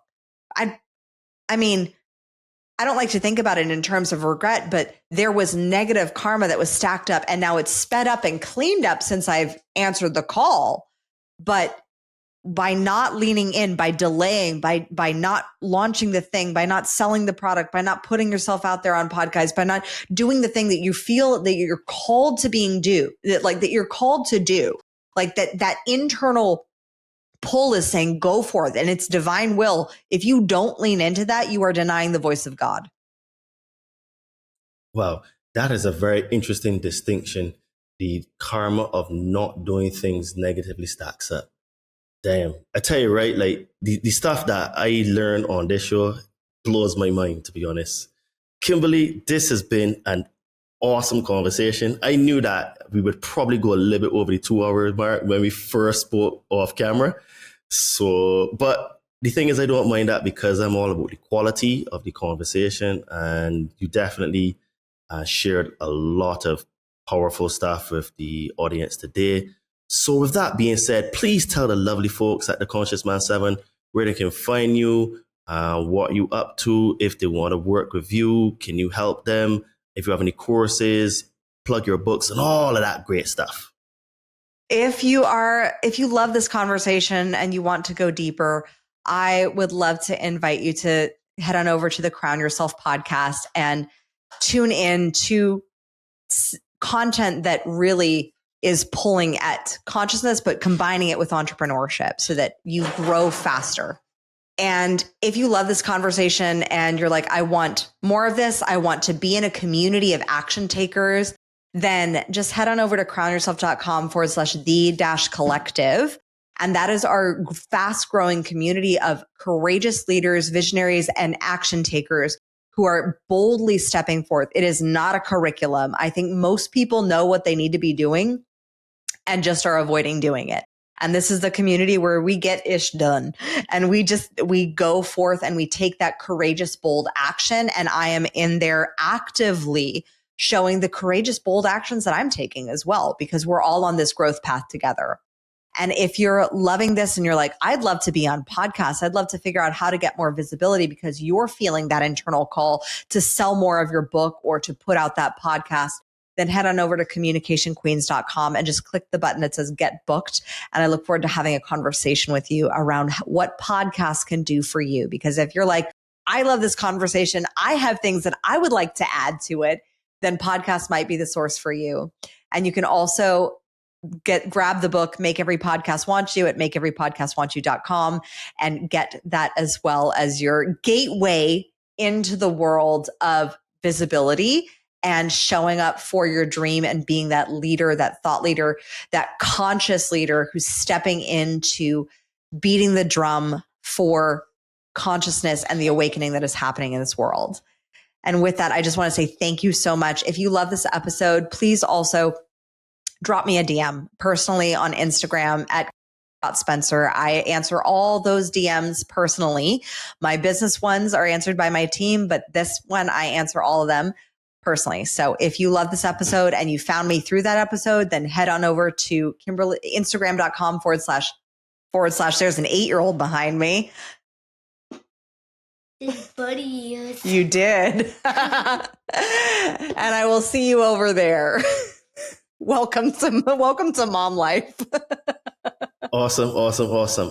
Everything, Kimberly, will be in the description of this podcast. Guys, as you heard from this conversation, getting into shape is part of one of the processes in order to overcome your fears and traumas and to level up your life. As Kimberly shared, she does marathons. If you would like to get into the best shape of your life, you don't know how to start, what to eat, how to train, don't even know what to cook, how to cook, you can come and send me a DM on Instagram at Adriano_246 or my name, Todd Cave. Send me a message. Let's have a chat and let's see if you're a good fit for the Compound Body Training Army, because I help spiritually inclined people burn fat and build muscle. If you are on a spiritual journey or you would like to start a spiritual journey and you would like some help removing some fears and traumas, I can help you to get some magic mushrooms. So if you would like some help removing some fears and traumas, hit me up again on my Instagram at Adriano_246 or my name, Todd Cave, on Facebook, and I'll help you to start this process. And if you would like to support this podcast, you can do that by visiting our merch store. We have some cool tank tops, hoodies, shirts, and sweats. Link will be in the description of this podcast. And our store is called Todd and Me on Amazon. And today I have on the collection Truth Isn't Learned, Truth is Realized. So if you would like to join the Conscious Man 7 collective, you want to be part of this movement, because we are a movement now. We're in many different countries. If you grab one of the t-shirts, tank tops, hoodies, or sweats, send a picture to me either via email or my DMs, or you can tag me on social media. And if you do that, I will repost and put you on my stories and or shout you out on one of the podcasts. And guys, I know that many of y'all listen to this show on the podcast platforms. And as you know, there are ads on the podcast platforms. And if you just don't like ads, you would like to support the show, you can do that by becoming a member of our Patreon or locals community. So for just a few bucks a month, you can get early access releases to all the podcasts that I will be bringing out. You get direct access to me. You'll get behind the scenes content, and there'll be some exclusives, like when I went to do my ayahuasca retreat a couple of months ago. You'll get the full video and then the video from the year before when I did it as well. So all of that will be part of being part of the Patreon or locals community. And lastly, if you like our show and you want us to help us grow, you can visit our sponsor, thekembo.com. They have some cool jewelry, tower busters, pyramids and stuff that are of orgonite and produce the orgone energy, which is the life source energy or the prana. So visit thekembo.com, use coupon code CM7 and get 10% off your order. Guys, if this episode hit you in the heart, if it cracked something open, or if it reminded you that you were meant for more, do me a favor, share this with one person in your circle who needs it. That one share could genuinely change someone's life. And if you aren't already, hit follow, drop a 5-star rating, and leave a quick sentence about what landed for you today. It takes 20 seconds, but it tells the algorithm that conversations like this matter, and it helps this movement reach the people who are searching for answers, healing, and truth. Tag me on Instagram or Facebook as you listen. I love seeing where you tune in from. And if you want to go deeper, if you want deeper coaching, tools, and guided shifts, all the links for Kimberly will be in the description of this podcast below. Thank you for being here. Thank you for supporting the mission. And thank you for choosing to evolve. Kimberly, many thanks for being a guest on the show today. This was a very awesome conversation, and I truly enjoyed it. And, I think we gave the listeners some great value today. Thank you so much, Todd. It has been my honor to have both myself and my special guests on your show. I so appreciate you and what you are doing for men. I think that I am so excited for the movement that you are creating. And I look forward to contributing to your success and seeing how we can be the ripple that shifts the world. Thank you very much. And yes, we are creating a movement, and yeah, we very much focus on men because men are the leaders, men are the ones that create the change, and we create the protective environment for women to be feminine and women to, be mothers and home givers and nurturers and stuff like that. So I always say that it's our responsibility to lead and to make that possible. So yes, I'm very happy to have had this conversation today.